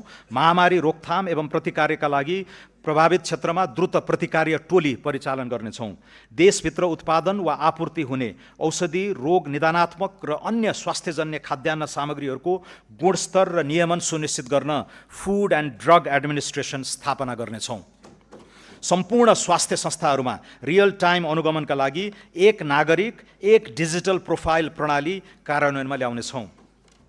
सामुदायिक, सहकारी र निजी क्षेत्रको सहकार्यमा सबै स्वास्थ्य संस्थामा सुलभ फार्मेसी सञ्चालन गर्नेछौँ।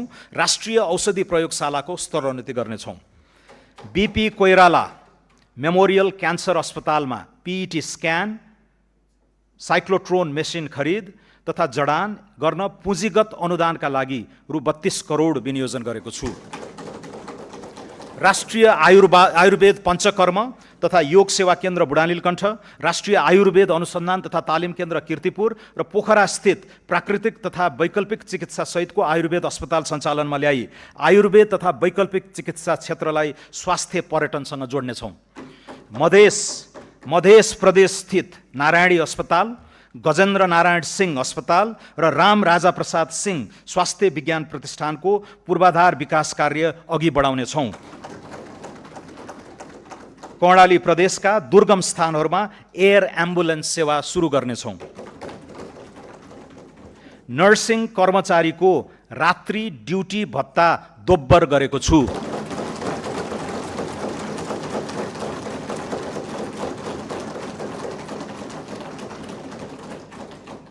महिला स्वास्थ्य स्वयंसेविकालाई प्रदान गरिँदै आएको यातायात खर्चमा 50% वृद्धि गरेको छु।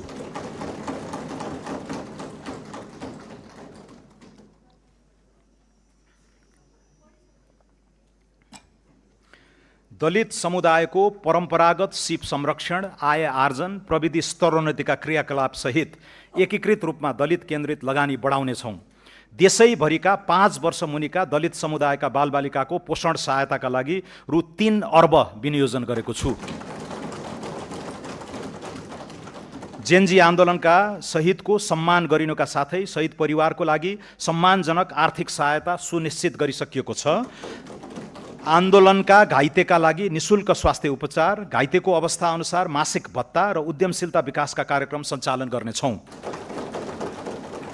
सरकारी कार्यालयले निर्माण गर्ने भौतिक संरचना, डिजिटल प्रविधि, वेबसाइट र सफ्टवेयरहरू सबै किसिमका अपाङ्गता भएका व्यक्तिले प्रयोग गर्न मिल्ने ढाँचामा विकास गर्दै लैजानेछौँ।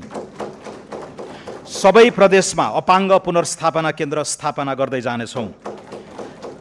अटिजम भएका बालबालिकालाई लक्षित गरी पूर्वाधारयुक्त आवासीय नमुना विद्यालय सञ्चालन गर्नेछौँ। गिग वर्करलाई औपचारिक श्रम र सामाजिक सुरक्षाको दायरामा ल्याउनेछौँ।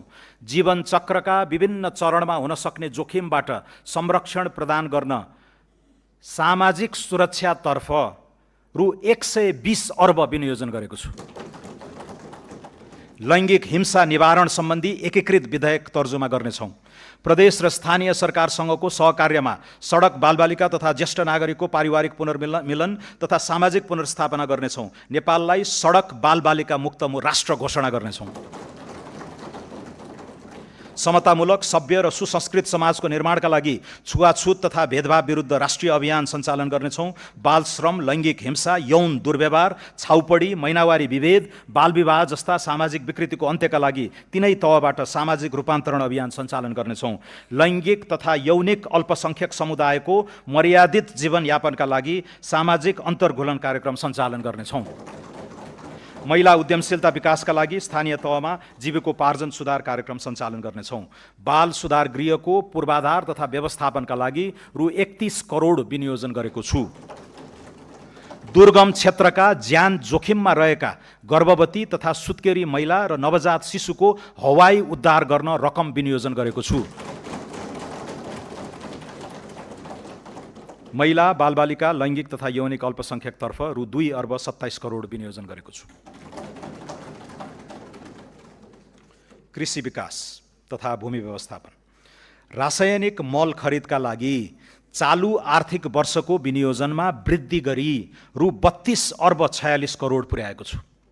रासायनिक मल आपूर्ति क्यालेन्डर तयारी गरी मुख्य खाद्य बाली लगाउने समयमा सहज वितरण हुने व्यवस्था मिलाउनेछौँ। राष्ट्रिय कृषि आधुनिकीकरण कार्यक्रमका लागि रु 2 अर्ब 7 करोड विनियोजन गरेको छु। किसानको पहिचान कार्य आगामी आर्थिक वर्षमा सम्पन्न गरी परिचय पत्र वितरण सुरु गर्नेछौँ। कृषि योग्य नदी उकास लगायत उपयोगविहीन सरकारी जग्गा र बाँझो जमिनको उपयोग गर्न स्थानीय तहमा भूमि बैङ्कको स्थापना र निजी क्षेत्रलाई एग्रो पुलिङ गर्न प्रोत्साहन गर्नेछौँ। सिराहा र सप्तरीमा आँप तथा सर्लाहीमा गोलभेडा प्रशोधन केन्द्र स्थापना गर्नेछौँ।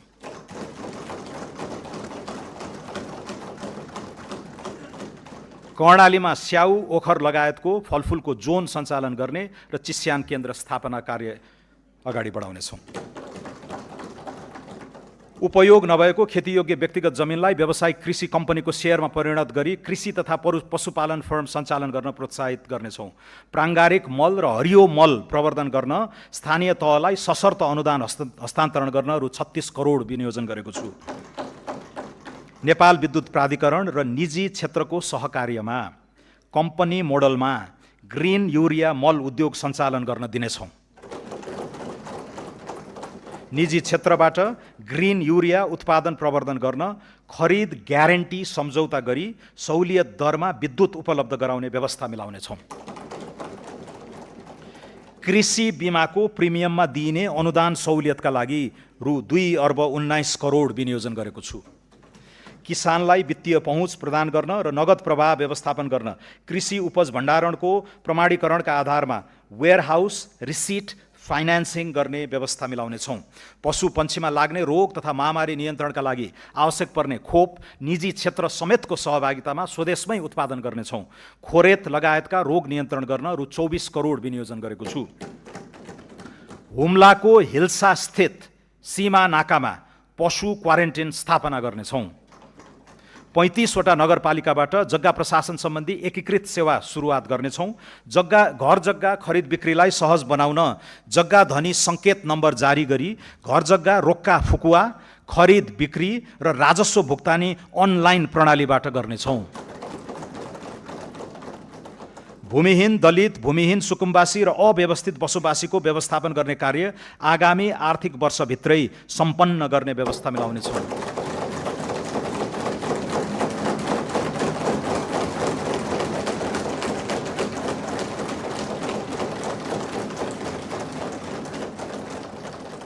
कृषि तथा पशुपन्छी विकासका लागि रु 46 अर्ब 92 करोड विनियोजन गरेको छु।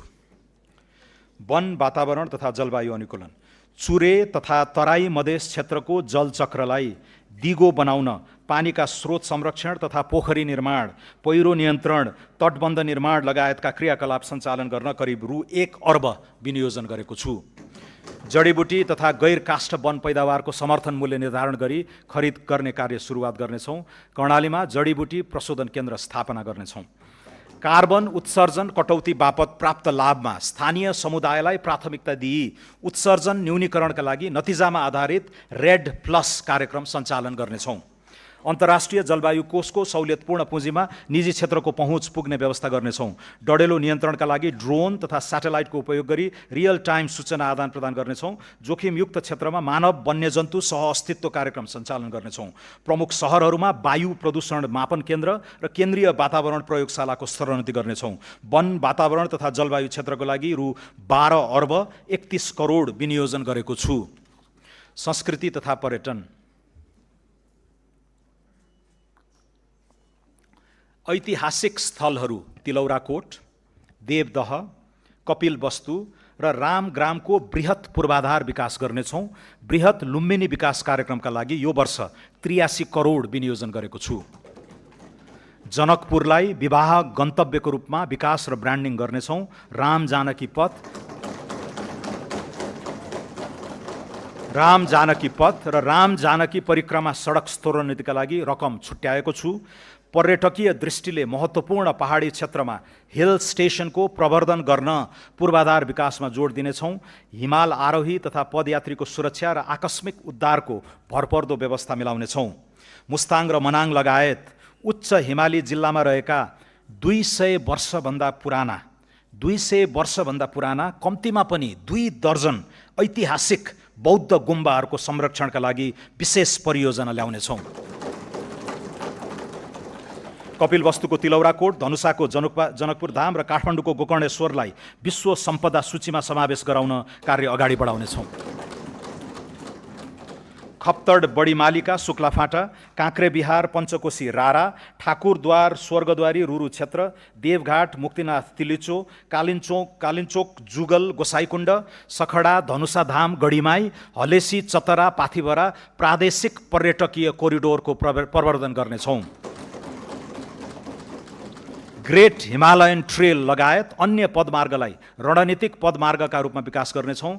खप्तड, रामारोशन, बडीमालिका, बुढीनन्दा रारा, स्वर्गद्वारी, मुक्तिनाथलाई जोड्ने गरी उच्च पहाडी पर्यटन पदमार्ग डाँफे रुटको विकास गर्नेछौँ। अपी हिमाल, दोर्दी हिमाल, सिक्लेस कहुपुचे मनाङ, तिनजुरे पाथिभरा ट्रेकिङ रुट विकास गर्नेछौँ। साइकल ट्रेलका लागि उपयुक्त गण्डकी प्रदेशका मध्य पहाडमा परीक्षणका रूपमा कास्की, लिपेनी, थुम्सीकोट, भाचोक, लम्तरी, प्रिन्स चार्ल्स रुट हुँदै करापुसम्म र ब्यास, छाब्दी बाराही, बन्दीपुर, छिम्केश्वरी, लाब्दी, देवघाट रुट निर्माण गर्नेछौँ। आदिवासी जनजाति समुदायको संस्कृति संरक्षणका लागि कीर्तिपुर स्थित सङ्ग्रहालयको विस्तार गर्नेछौँ। दलित समुदायको परम्परागत मौलिक सिप, कला तथा पेशाको प्रवर्धन गर्न मधेस, कर्णाली र सुदूरपश्चिमका सघन दलित बस्तीलाई लक्षित गरी नमुना होमस्टे सञ्चालन गर्नेछौँ। 6000 मिटरभन्दा बढी उचाइ भएका र हालसम्म नामकरण नगरिएका हिमाललाई मौलिक नामकरण गरी आरोहणका लागि विशिष्ट बजारीकरण गर्नेछौँ। नागरिक उड्डयन त्रिभुवन अन्तर्राष्ट्रिय विमानस्थलको स्तरोन्नतिका लागि रु 1,53 करोड विनियोजन गरेको छु। निजगढ अन्तर्राष्ट्रिय विमानस्थलको निर्माण मोडालिटी 6 महिनाभित्र यकिन गर्नेछौँ। गौतम बुद्ध र पोखरा क्षेत्रीय अन्तर्राष्ट्रिय विमानस्थल सञ्चालनको व्यवस्थापनमा निजी क्षेत्रसँग सहकार्य गर्नेछौँ। भरतपुर विमानस्थललाई विस्तार गरी रात्रिकालीन उडान सञ्चालन गर्नेछौँ। प्रदेश सरकारसँगको सहकार्यमा सुर्खेत विमानस्थल विस्तार गर्नेछौँ। मुगुको ताल्चा र दाङको टरी गाउँ विमानस्थल स्तरोन्नति गर्नेछौँ। संस्कृति तथा पर्यटन क्षेत्रका लागि रु 7 अर्ब 34 करोड र नागरिक उड्डयन क्षेत्रका लागि रु 2 अर्ब 93 करोड विनियोजन गरेको छु। श्रम तथा वैदेशिक रोजगार रिभर्स प्रवासनलाई प्रोत्साहन गर्दै विप्रेषणलाई उपभोगबाट उत्पादनशील प्रयोजनमा रूपान्तरण गर्न विप्रेषण लगानी मिलान कोष सञ्चालन गर्नेछौँ। वैदेशिक रोजगारीबाट फर्किएकाको ज्ञान, सिप र दक्षताको सदुपयोग गर्न रिटर्नी माइग्रेन्ट कार्यक्रम कार्यान्वयन गर्नेछौँ। युवाहरूलाई विभिन्न विषयगत छोटो अवधिका र कार्यस्थलमा आधारित तालिम सञ्चालन गरी सिपयुक्त बनाउनेछौँ।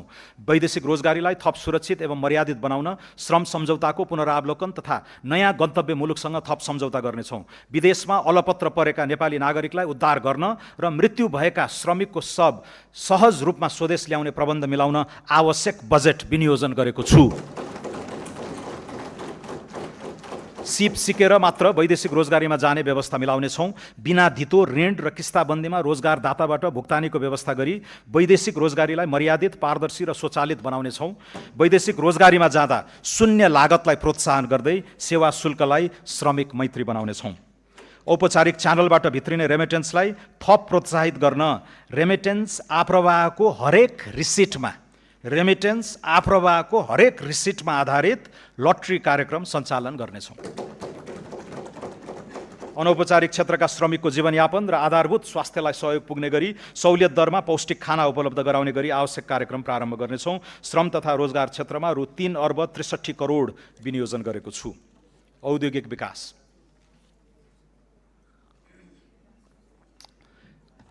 निर्यातको सम्भावना भएका कृषि प्रशोधन, पर्यटन सेवा, हलुका उत्पादन लगायतका श्रम प्रधान उद्योगको विकास तथा विस्तारका लागि नमुना स्वरूप रोजगार आबद्ध उत्पादन क्षेत्र इम्प्लोइमेन्ट लिङ्क्ड प्रोडक्सन जोन सञ्चालन गर्नेछौँ। उद्योग प्रतिष्ठानको संस्थागत सामाजिक उत्तरदायित्व सम्बन्धी कानुनी प्रबन्ध मिलाउनेछौँ। सरकार र निजी क्षेत्रको सहकार्यमा औद्योगिक क्षेत्र तथा औद्योगिक करिडोरमा स्वच्छ ऊर्जामा आधारित प्रविधिको प्रयोग गरी ट्रिटमेन्ट प्लान्ट सहितको सिवरेज प्रणाली सञ्चालन गर्नेछौँ। उद्योग प्रतिष्ठानमा रहेका परम्परागत बोइलरलाई इलेक्ट्रिक बोइलरले प्रतिस्थापन गर्न सहुलियतपूर्ण ऋण सुविधा प्रदान गर्नेछौँ। 100 उद्योगहरूलाई विद्युतीय वा बायो ब्रिकेटमा आधारित बोइलरमा रूपान्तरण गर्न रु 22 करोड विनियोजन गरेको छु। औद्योगिक पूर्वाधार विकासका लागि रु 65 करोड विनियोजन गरेको छु। खानी सम्बन्धी लाइसेन्सको पुनरावलोकन गर्नेछौँ। नयाँ खानीको अन्वेषणका क्रममा फेज 2 सम्मको अध्ययनका लागि आवश्यक जियोलोजिकल ल्याब र परीक्षण अन्वेषणको व्यवस्था गर्नेछौँ। खानी क्षेत्र, ठुला उद्योग र 5 मेगावाटभन्दा बढी विद्युत खपत गर्ने निजी क्षेत्रबाट विकास हुने औद्योगिक क्षेत्रसम्मको सहज पहुँच तथा विद्युत आपूर्ति एवं प्रसारण लाइन निर्माण गर्नेछौँ। भारी सवारी सञ्चालन हुने औद्योगिक तथा खानी पहुँच सडकलाई विशेष मापदण्डसहित डिजाइन, निर्माण र मर्मत गर्न रु 50 करोड विनियोजन गरेको छु। खनिज तथा निर्माणजन्य सामग्री उत्खनन, उत्पादन, आपूर्ति र प्रयोगको समग्र नियमन तथा व्यवस्थापनका लागि खानी तथा खनिज प्राधिकरण स्थापना गर्नेछौँ। दैलेखमा रहेको पेट्रोलियमको व्यावसायिक उत्पादनका लागि आवश्यक प्रक्रिया शीघ्र अगाडि बढाउनेछौँ। धौवादी फलाम उद्योगमा रहेको नेपाल सरकारको सेयर अंश घटाई सार्वजनिक निजी साझेदारी मोडलमा सञ्चालन गर्ने कार्यविधि अघि बढाउनेछौँ। वातावरणीय दृष्टिकोणले उपयुक्त देखिएका ठाउँ पहिचान गरी ढुङ्गा, गिटी, बालुवा उत्खनन तथा प्रशोधन आपूर्ति गर्ने व्यवस्था मिलाउनेछौँ। वाणिज्य विश्व बजारमा उल्लेख्य परिमाणमा निर्यात गरी ब्रान्ड स्थापित भइसकेका नेपाली उत्पादनलाई थप सहुलियत प्रदान गर्नेछौँ। व्यापार तथा लगानी सहजीकरणका लागि व्यापार तथा औद्योगिक लजिस्टिक गुरु योजना कार्यान्वयनमा ल्याउनेछौँ। राष्ट्रिय उत्पादकत्व वृद्धिको गुरु योजना तयार गरी उत्पादनमा आधारित प्रोत्साहन कार्यक्रमका लागि रु 1 अर्ब 18 करोड विनियोजन गरेको छु। भैरवामा एकीकृत जाँच चौकी आइसिपीको निर्माण कार्य शीघ्र सम्पन्न गरी सञ्चालनमा ल्याइनेछ। चाँदनी दोधारामा निर्माणाधीन एकीकृत जाँच चौकी 2 वर्षभित्र निर्माण सम्पन्न गरिनेछ। नेपाल व्यापार एकीकृत रणनीतिले पहिचान गरेका गलैँचा, कार्पेट, धागो, तयारी कपडा, सिमेन्ट लगायतका वस्तु तथा कम तौल उच्च मूल्यका वस्तुको निर्यात अभिवृद्धिका लागि वस्तुगत निर्यात रणनीति तयार गरी कार्यान्वयन गर्नेछौँ। इन्धनको मूल्य स्थायित्व कायम गर्न फ्युचर्स कन्ट्र्याक्ट गर्ने सम्बन्धमा आवश्यक अध्ययन गर्नेछौँ। पेट्रोल पम्पमा न्यूनतम पूर्वाधारसहित EV चार्जिङ स्टेसन जडान गर्न प्रोत्साहन गर्नेछौँ। नेपाल आयल निगमबाट इथानोल उत्पादन गर्ने उद्योगसँग सम्झौता गरी तोकिएको मूल्यमा खरिद गर्ने ग्यारेन्टी गर्नेछौँ। नियामक निकायलाई सुदृढ गरी सबै किसिमका सिन्डिकेट, कार्टेलिङ, कालोबजारी, नाफाखोरी र अस्वस्थ प्रतिस्पर्धाको अन्त्य गर्नेछौँ। उद्योग वाणिज्य तथा आपूर्ति क्षेत्रका लागि रु 8 अर्ब 31 करोड विनियोजन गरेको छु। स्टार्टअप तथा नवप्रवर्तन। स्टार्टअप, साना तथा मझौला उद्यमलाई राष्ट्रिय उद्यम इकोसिस्टममा आबद्ध गर्ने प्लेटफर्मको रूपमा नेपाल एन्टरप्राइज फेसिलिटी स्थापना गर्नेछौँ। प्लेटफर्मले उद्यम सम्बन्धी नीतिगत व्यवस्था, नवीन वित्तीय उपकरणको पहिचान र पहुँच, इन्क्युबेसन सहितको सहयोग सञ्जाल र स्वदेशी उद्यम अभियानलाई एकीकृत रूपमा अगाडि बढाउनेछ। कृषि एवं पशुजन्य उद्यम गर्न चाहने 1000 युवा उद्यमीलाई स्टार्टअप सुविधा उपलब्ध गराउनेछौँ। युवा वैज्ञानिकलाई स्वदेशमै अनुसन्धानको अवसर प्रदान गर्न अनुसन्धान, नवप्रवर्तन तथा उद्यमशीलता अभिवृद्धि कार्यक्रम सञ्चालनका लागि आवश्यक रकम विनियोजन गरेको छु। खगोलीय पर्यटन प्रवर्धन गर्न सगरमाथा आधार शिविरमा अब्जर्भेटरी केन्द्र स्थापनाका लागि रकम विनियोजन गरेको छु। विज्ञान, प्रविधि र नवप्रवर्धनका लागि रु 4 अर्ब र नेपाल एन्टरप्राइज फेसिलिटीका लागि रु 50 करोड विनियोजन गरेको छु। सम्माननीय सभामुख महोदय, सम्माननीय अध्यक्ष महोदय, सौम्य शक्ति र डायस्पोरा, पारस्परिक लाभ, राष्ट्रिय आत्मसम्मान र सार्वभौम हितमा आधारित सन्तुलित परराष्ट्र सम्बन्ध सुदृढ गर्दै आर्थिक समुन्नतिका लागि सौम्य शक्ति परिचालन गर्नेछौँ। आर्थिक कूटनीति, सांस्कृतिक पहिचान, प्रविधि तथा पर्यटनको एकीकृत उपयोग मार्फत नेपालको अन्तर्राष्ट्रिय उपस्थिति, विश्वसनीयता र प्रभाव विस्तार गर्नेछौँ। संयुक्त राष्ट्र सङ्घ लगायत अन्य बहुपक्षीय तथा क्षेत्रीय मञ्चहरूमा नेपालको भूमिकालाई सशक्त बनाउनेछौँ। क्षेत्रीय सन्निकटताका लागि सुदृढ कूटनीति अगाडि बढाउनेछौँ। नेपालको सौम्य शक्ति विस्तारका लागि बुद्ध जन्मभूमि, सर्वोच्च शिखर सगरमाथा, हिमालय श्रृङ्खला, योग ध्यान, सांस्कृतिक विविधता, शान्तिवादी राष्ट्रको छवि र अन्तर्राष्ट्रिय शान्ति मिसनमा सहभागिता लगायतका विषयहरूको उन्नत प्रसार गर्नेछौँ। विदेशस्थित नेपाली नियोगको सशक्तिकरण गरी निर्यात क्षमता, द्विपक्षीय व्यापार तथा लगानी, पर्यटन प्रवर्धन गर्न आर्थिक कूटनीति सबल बनाउनेछौँ। संविधानले सुनिश्चित गरेको गैर आवासीय नेपाली नागरिकता सम्बन्धी प्रावधानमा समसामयिक संशोधन गरी एक पटकको नेपाली सधैँको नेपाली भन्ने नारालाई मूर्त रूप दिनेछौँ।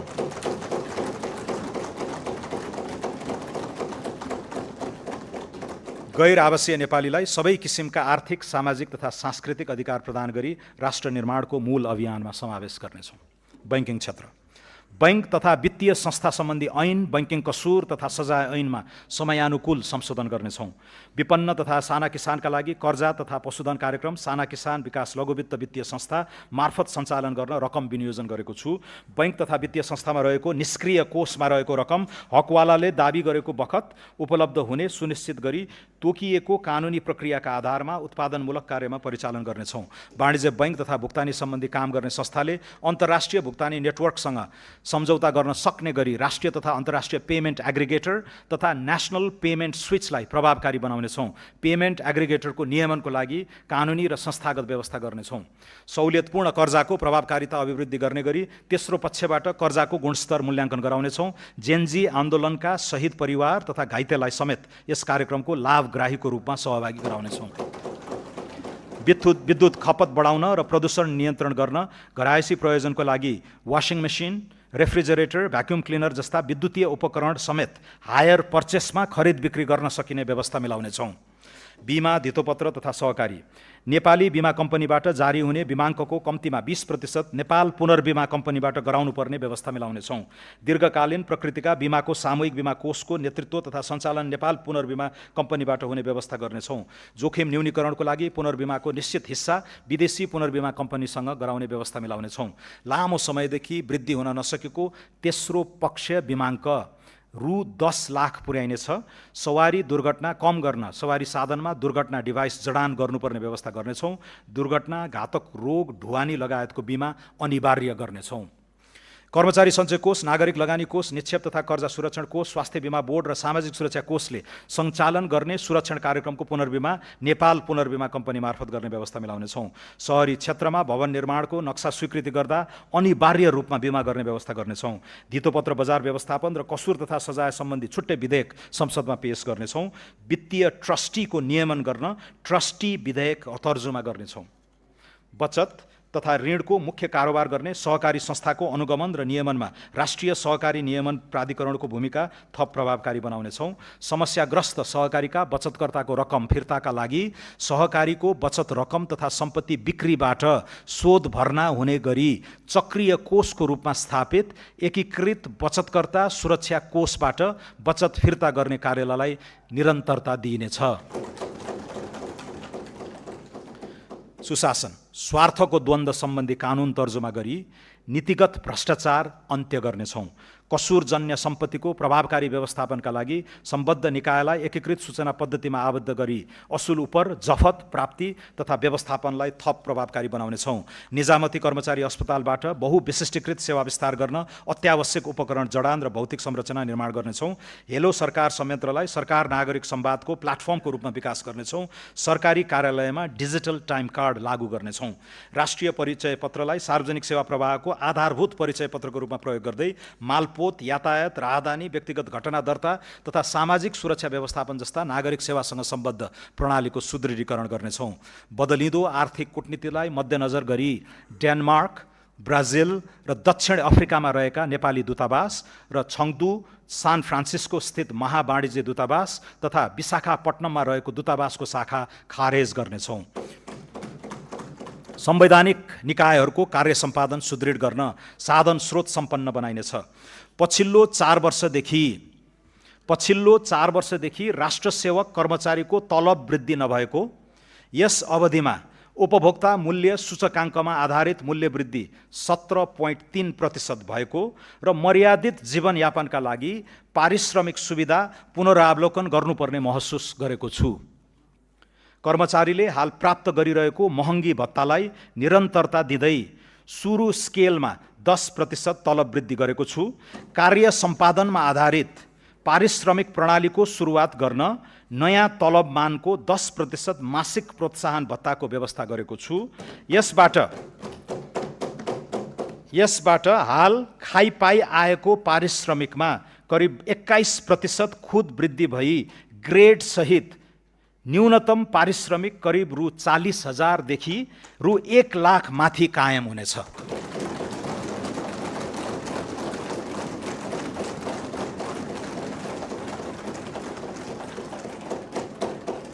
नयाँ तलब स्केल सम्बत 2083 साउन 1 गतेदेखि लागू हुनेछ। कानुनी शासन र राष्ट्रिय सुरक्षा, न्याय प्रणालीलाई छरितो र प्रभावकारी बनाउन सूचना प्रविधिको अधिकतम उपयोग गरी विद्युतीय अदालत व्यवस्थापन प्रणाली विस्तार गर्नेछौँ। विपन्न तथा दूरदराज क्षेत्रका नागरिकका लागि निशुल्क कानुनी सहायता कार्यक्रम सञ्चालन गर्नेछौँ। शान्ति प्रक्रिया तथा सङ्क्रमणकालीन न्याय सम्बन्धी बाँकी कामलाई यथाशीघ्र निष्कर्षमा पुर्याइनेछ। राष्ट्रिय सुरक्षा नीति 2075 को पुनरावलोकन गर्नेछौँ। नेपाली सेनाका जवानहरूको आवास स्तरोन्नति कार्यक्रमलाई निरन्तरता दिँदै रु 2 अर्ब विनियोजन गरेको छु। ऐतिहासिक गढी र किल्ला संरक्षण गरी पर्यटनसँग आबद्ध गर्नेछौँ। नेपाल प्रहरीको अनुसन्धान र अभियोजन प्रक्रियालाई प्रभावकारी बनाउन प्रविधिको प्रयोगमा जोड दिनेछौँ। विधि विज्ञान प्रयोगशाला, अनुसन्धानमा कृत्रिम बुद्धिमत्ताको प्रयोग तथा भौतिक पूर्वाधार विकासमा लगानी वृद्धि गर्नेछौँ। नेपाल प्रहरी र सशस्त्र प्रहरीको अवकाशको सेवा अवधि र निवृत्त भरण सुरु हुने अवधिका बीचमा रहेको विद्यमान अन्तर पुनरावलोकन गर्ने विषयमा अध्ययन गर्नेछौँ। सशस्त्र प्रहरी बल नेपाललाई अन्तर्राष्ट्रिय सीमा सुरक्षाको डेडिकेटेड व्यावसायिक फोर्सको रूपमा विकास गर्नेछौँ। कारागारको सुदृढीकरण, क्षमता विस्तार तथा खुला कारागारको अवधारणा कार्यान्वयन गरी सुधार गृहका रूपमा रूपान्तरण गर्दै लगिनेछ। विपद प्रतिकार्यमा संलग्न जनशक्ति र स्वयंसेवकको क्षमता विकास गर्नेछौँ। विपद पश्चातको क्षतिपूर्ति, राहत र पुनर्निर्माणका लागि बिमा लगायतका जोखिम हस्तान्तरणका उपकरणहरूको विस्तार गर्नेछौँ। सङ्घ, प्रदेश र स्थानीय तहबीचको अधिकार, जिम्मेवारी र कार्य सम्पादनको दोहोरोपना हटाउन कार्य विस्तृतीकरणको पुनरावलोकन गर्नेछौँ। 3 तहबीच विद्यमान दोहोरो करको विवादलाई क्षेत्राधिकारको स्पष्टता र कानुनी सुधार मार्फत समाधान गर्नेछौँ। सङ्घीयता सुदृढीकरण र स्थानीय सेवा सुधारका लागि शासकीय नवप्रवर्तन चुनौती फन्ड स्थापना गर्नेछौँ। सम्माननीय सभामुख महोदय, सम्माननीय अध्यक्ष महोदय,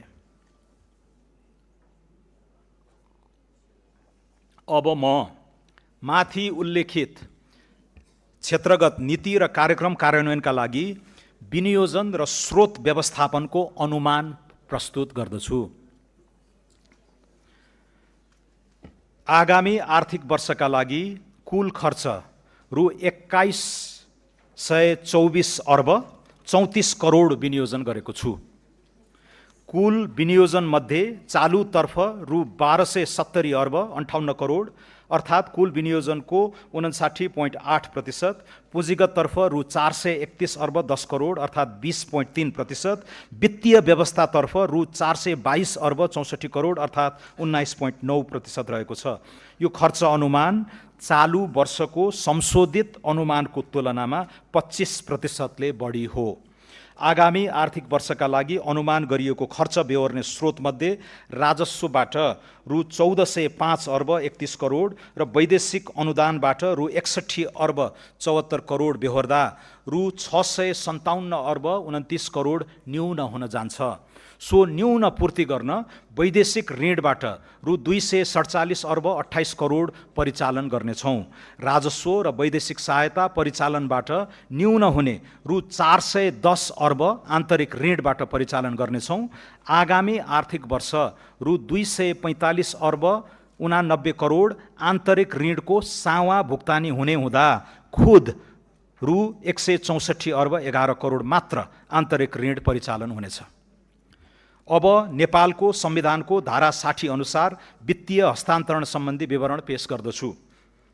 राष्ट्रिय प्राकृतिक स्रोत तथा वित्त आयोगको सिफारिस अनुसार आगामी आर्थिक वर्ष 83-84 मा प्रदेशका लागि रु 61 अर्ब 50 करोड र स्थानीय तहका लागि रु 90 अर्ब 20 करोड वित्तीय समानीकरण अनुदान उपलब्ध गराउने व्यवस्था गरेको छु। प्रदेश र स्थानीय तहमा पूर्वाधार आयोजना कार्यान्वयन गर्ने क्रमशः रु 4 अर्ब 60 करोड र रु 8 अर्ब 93 करोड समपूरक अनुदान उपलब्ध गराएको छु। साथै प्रदेश र स्थानीय तहमा क्रमशः रु 3 अर्ब 82 करोड र रु 9 अर्ब 40 करोड विशेष अनुदान छुट्याएको छु। सङ्घीय सरकारका आयोजना कार्यान्वयनका लागि प्रदेश र स्थानीय तहमा क्रमशः रु 39 अर्ब 72 करोड र रु 206 अर्ब 8 करोड सशर्त अनुदान विनियोजन गरेको छु। प्रदेश र स्थानीय तहलाई राजस्व बाँडफाँडबाट कुल रु 175 अर्ब हस्तान्तरण हुने अनुमान छ। आगामी आर्थिक वर्षमा राजस्व बाँडफाँड रोयल्टी समेतबाट र वित्तीय हस्तान्तरण गरी प्रदेश र स्थानीय तहमा रु 600 अर्बभन्दा बढी परिचालन हुने प्रक्षेपण गरेको छु। सम्माननीय सभामुख महोदय, सम्माननीय अध्यक्ष महोदय, अब म आर्थिक वर्ष 83-84 को राजस्व नीति तथा कार्यक्रम प्रस्तुत गर्दछु। व्यवसाय मैत्री कर नीति, सरल एवं स्पष्ट कर कानुन, स्वैच्छिक कर सहभागिता र चुस्त कर प्रशासनको विकास गरी आर्थिक क्रियाकलाप विस्तार गर्न दिआएका उद्देश्य लिएको छु। सबै आर्थिक कारोबारलाई डिजिटल माध्यममा जोड्दै औपचारिक अर्थतन्त्रको विकास गर्ने, स्वचालित प्रविधि मैत्री सदाचारयुक्त र उत्प्रेरित कर प्रशासनको विकास गर्ने, स्वैच्छिक कर सहभागिताको माध्यमबाट राजस्व अभिवृद्धि गर्ने, लागत परिपूरण र तिर्न सक्ने क्षमताको आधारमा गैर कर राजस्व परिचालन गर्ने, लगानी प्रोत्साहन र संरक्षण, सूचना प्रविधि उद्योगलाई राष्ट्रको नयाँ आर्थिक इन्जिनका रूपमा अगाडि बढाउन यस्ता सेवाको निर्यातबाट आर्जित आयमा 50% कर छुट दिएको छु। सूचना प्रविधि क्षेत्रमा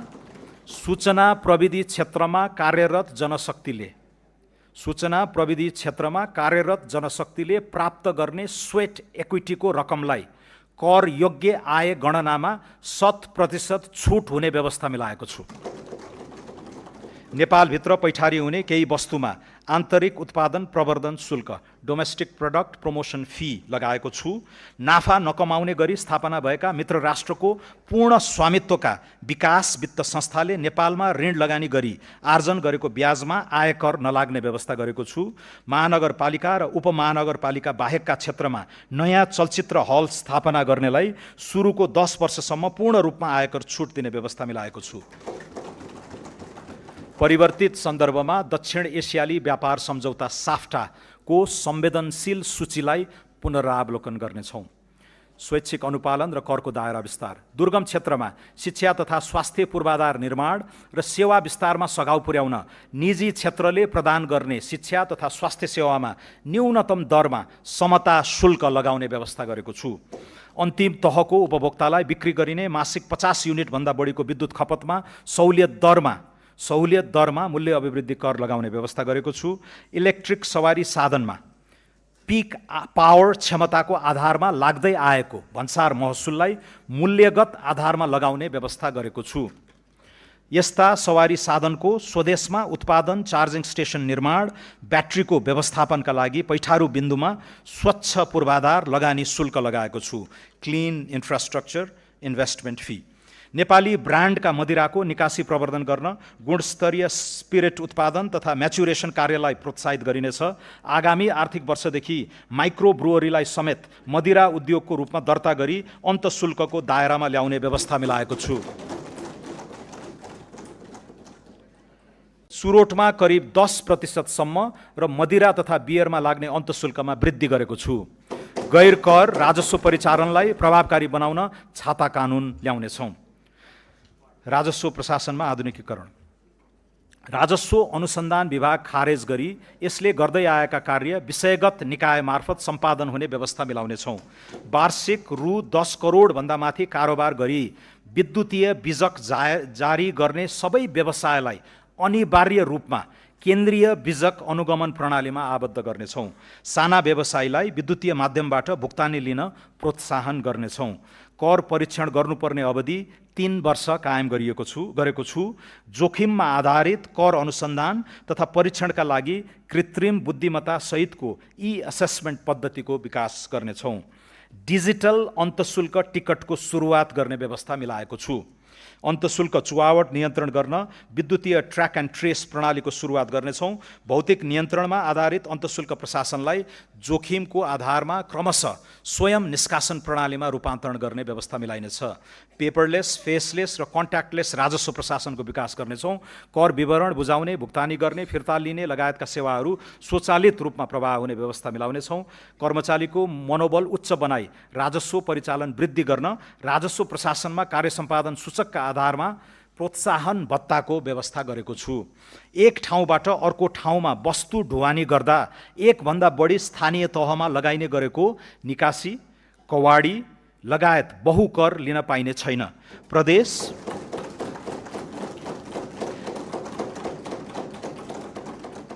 प्रदेश र स्थानीय तहका कर भुक्तानी गर्दा स्थायी लेखा नम्बर खुलाउनु पर्ने व्यवस्था गर्नेछौँ। असल व्यवसायीको सम्मान एवं व्यापार सहजीकरणको लागि अथोराइज्ड बिजनेस पर्सनको पहिचानसहित भन्सारमा ब्लू लेन मार्फत जाँच पास गर्ने व्यवस्था मिलाउनेछौँ। कारोबार मूल्यमा आधारित अनलाइन भन्सार जाँच पास प्रणालीलाई थप सुदृढ, पारदर्शी र यथार्थपरक बनाउनेछौँ। भन्सार जाँच पास पछिको परीक्षण कार्यालयको पुनर्संरचना गर्नेछौँ। स्थल मार्गबाट नेपाल प्रवेश गर्ने पर्यटकको सहजीकरणका लागि सबै मूल भन्सार कार्यालयमा सवारी साधनको अस्थायी पैठारी घोषणा गर्ने र शुल्कको भुक्तानी अनलाइनबाट हुने व्यवस्था मिलाइसकेको छु। वैवाहिक पर्यटनलाई प्रोत्साहन गर्न विवाह प्रयोजनका लागि ल्याउने सामान घोषणा, धरौटी लिने र विवाह सकेर फर्कदा धरौटी फिर्ता दिने व्यवस्थालाई स्वचालित बनाउनेछौँ। पर्यटकलाई कानुन बमोजिम तोकिएको सीमाभित्र परिवर्तीय विदेशी मुद्रा ल्याउन पाउने सरल व्यवस्था गर्नेछौँ। प्रविधि मैत्री निगरानी र संयुक्त रूपमा बजार अनुगमनबाट सीमावर्ती क्षेत्रमा हुने चोरी पैठारी नियन्त्रण गर्नेछौँ। अन्तर्देशीय भन्सार प्रशासनसँग माल वस्तु आइपुग्नु अगावै सूचना आदान प्रदान गर्ने सम्झौता थप विस्तार गर्नेछौँ। कर सहुलियत, छुट तथा सुविधा। नेपालभित्र कृत्रिम हातखुट्टा र अपाङ्गता सहयोगी सामग्री उत्पादन गर्ने उद्योगको नाममा पैठारी हुने कच्चा पदार्थको आयातमा भन्सार महसुल छुट दिएको छु। आवासीय भवनको बिमा बापत अधिकतम 10,000 रुपैयाँसम्म आयकर प्रयोजनको लागि कट्टी गर्न पाउने व्यवस्था मिलाएको छु। विकास निर्माण आयोजना सञ्चालनका लागि जग्गा प्राप्ति गर्दा घर जग्गा रजिस्ट्रेसनको लागि तोकिएको सरकारी मूल्याङ्कनसम्मको रकममा पुँजीगत लाभ कर नलाग्ने व्यवस्था गरेको छु। कृषि प्रशोधन उद्योगमा पहिलो 10 वर्षको आयकर पूर्ण रूपमा छुट र कोल्ड स्टोर, प्याकेजिङ तथा टेस्टिङ ल्याब सहितका मेसिनरी उपकरणको आयातमा लाग्ने मूल्य अभिवृद्धि कर छुट हुने व्यवस्था मिलाएको छु। कर परिपालना गर्ने करदातालाई उच्च सम्मान, सुविधा र कार्यप्रणालीमा सरलीकरण गरिनेछ। सम्माननीय सभामुख महोदय, सम्माननीय अध्यक्ष महोदय, आर्थिक वर्ष 2081-82 को यथार्थ खर्च, चालू आर्थिक वर्ष 2082-83 को संशोधित अनुमान र आगामी आर्थिक वर्ष 2083-84 को स्रोत सहितको व्यय अनुमान यसै साथ पेश गरेको छु। अनुमानित आय व्ययको विवरण अनुसूचीमा उल्लेख गरेको छु। दात्री राष्ट्र र निकायबाट प्राप्त हुने प्राविधिक सहायता र अन्तर्राष्ट्रिय गैर सरकारी संस्थाबाट परिचालन हुने सहायता सम्बन्धी विवरण समेत यसै साथ पेश गरेको छु।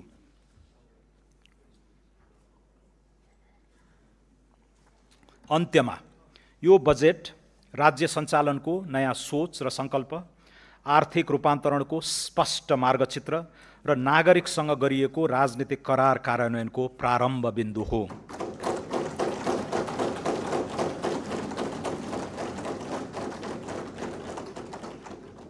सुशासन, मध्यम वर्गको उदय, उत्पादनशील रोजगारी, प्रतिस्पर्धी अर्थतन्त्र र सम्मानपूर्ण जीवनको आधार निर्माण गर्ने लक्ष्यसहित प्रस्तुत यो बजेटले राज्यको भूमिकालाई नियन्त्रक र नियामक मात्र होइन, अवसरको सर्जक संस्थाका रूपमा पुनः परिभाषित गर्न खोजेको छ। यो बजेटले ऊर्जा, कृषि, वन, उद्योग, पर्यटन, सूचना प्रविधि र मानव पुँजीलाई आगामी दशकको आर्थिक समृद्धिका संवाहक क्षेत्रका रूपमा अघि बढाई अर्थतन्त्रमा संरचनात्मक सुधारको नयाँ चरण प्रारम्भ गरेको छ। यस बजेट मार्फत राजकाजमा थिति बसाल्ने, निजी क्षेत्रको आत्मविश्वास पुनःस्थापित गर्ने, सार्वजनिक सेवा प्रवाह संयन्त्रलाई प्रविधि अनुकूल र जवाफदेही बनाउने तथा उत्पादन, नवप्रवर्तन र उद्यमशीलतामा आधारित नयाँ आर्थिक सूचक्र प्रारम्भ गर्ने आधार तयार गरिएको छ। कर प्रणालीलाई सरल, न्यायोचित र उत्पादनमुखी बनाइएको छ। सार्वजनिक खर्चलाई मितव्ययी र परिणाममुखी बनाइएको छ। सुधार र रूपान्तरणका यी कार्यक्रमहरूको प्रभाव स्वरूप आगामी आर्थिक वर्षमा 7% आर्थिक वृद्धि हासिल हुने तथा मूल्य वृद्धि दर 6% भित्र सीमित रहने विश्वास लिएको छु। बजेटमा घोषणा गरिएका नीतिगत सुधार र कार्यक्रम कार्यान्वयनमा सघाउ पुग्ने गरी नेपाल राष्ट्र बैंकबाट मौद्रिक नीति जारी हुनेछ। सुशासन, सदाचार र समन्यायिक समृद्धिमा केन्द्रित यिनै कार्यक्रमहरूको इमान्दारीपूर्ण कार्यान्वयनबाट नै नेपाललाई आगामी 5 वर्षभित्र सुशासित, समुन्नत र स्वाभिमानी राष्ट्रमा रूपान्तरित गर्दै 16औं योजना र दिगो विकासका अधिकांश लक्ष्यहरू हासिल हुने विश्वास लिएको छु। बजेट तर्जुमा गर्दा मार्गदर्शन गर्नुहुने सम्माननीय राष्ट्रपति, सम्माननीय प्रधानमन्त्री, सम्माननीय सभामुख, सम्माननीय अध्यक्ष र राजनीतिक दलका नेतृत्वप्रति हार्दिक कृतज्ञता व्यक्त गर्दछु। बजेट निर्माणका क्रममा रचनात्मक सुझाव, तथ्यपरक विश्लेषण र सहकार्यात्मक सहयोग प्रदान गर्नुहुने माननीय सांसदहरू, निजी क्षेत्र, श्रमिक, किसान, युवा, विकास साझेदार, राष्ट्रसेवक कर्मचारी, विज्ञ समुदाय, सञ्चार जगत तथा सम्पूर्ण नेपाली दाजुभाइ तथा दिदीबहिनीप्रति हार्दिक आभार व्यक्त गर्दछु। राष्ट्र निर्माण सरकारको मात्र दायित्व होइन, यो राज्य, निजी क्षेत्र र नागरिक समाजबीचको समान सङ्कल्प, सामूहिक अठोट, साझा प्रयत्न र समष्टि अभियान हो भन्ने विश्वास लिएको छु। बजेट केवल आङ्किक विवरणको प्राविधिक प्रस्तुति होइन, न त यो अर्थ राजनीतिक दस्तावेज मात्रै पनि हो। यो त जनताले दिलैदेखि पत्याएर अनि भित्रैबाट भरोसा राखेर शासकीय जिम्मेवारी सुम्पेको सरकारले मुलुकलाई सुधार्न र सपार्न बनाउने विकासको बाटोको भरपर्दो नक्सा हो। यो दस्तावेज नागरिकको मनसँग जोडिन सकेन भने यसका अक्षर र अङ्क जतिसुकै सही भए पनि ती निर्जीव रहन्छन्। नागरिकहरूको सद्भाव, समर्थन र सहयोग सरकारको अविनाशी पुँजी हो, जसको बचाउ र बढोत्तरी गर्नेतर्फ यो सरकार सदा कृत सङ्कल्पित रहनेछ। प्रस्तुत बजेटले अगुवाई गर्न लागेको राष्ट्र निर्माणको यात्रामा सबै राजनीतिक दल, निजी क्षेत्र, श्रमिक, किसान, युवा, उद्यमी, प्रवासी नेपाली तथा सम्पूर्ण नागरिकलाई शिष्ट संवाद, सहकार्य, सार्थक सहभागिता र राष्ट्रिय एकताको साझा भावनासहित साथ दिन हार्दिक अपिल गर्दछु। धन्यवाद।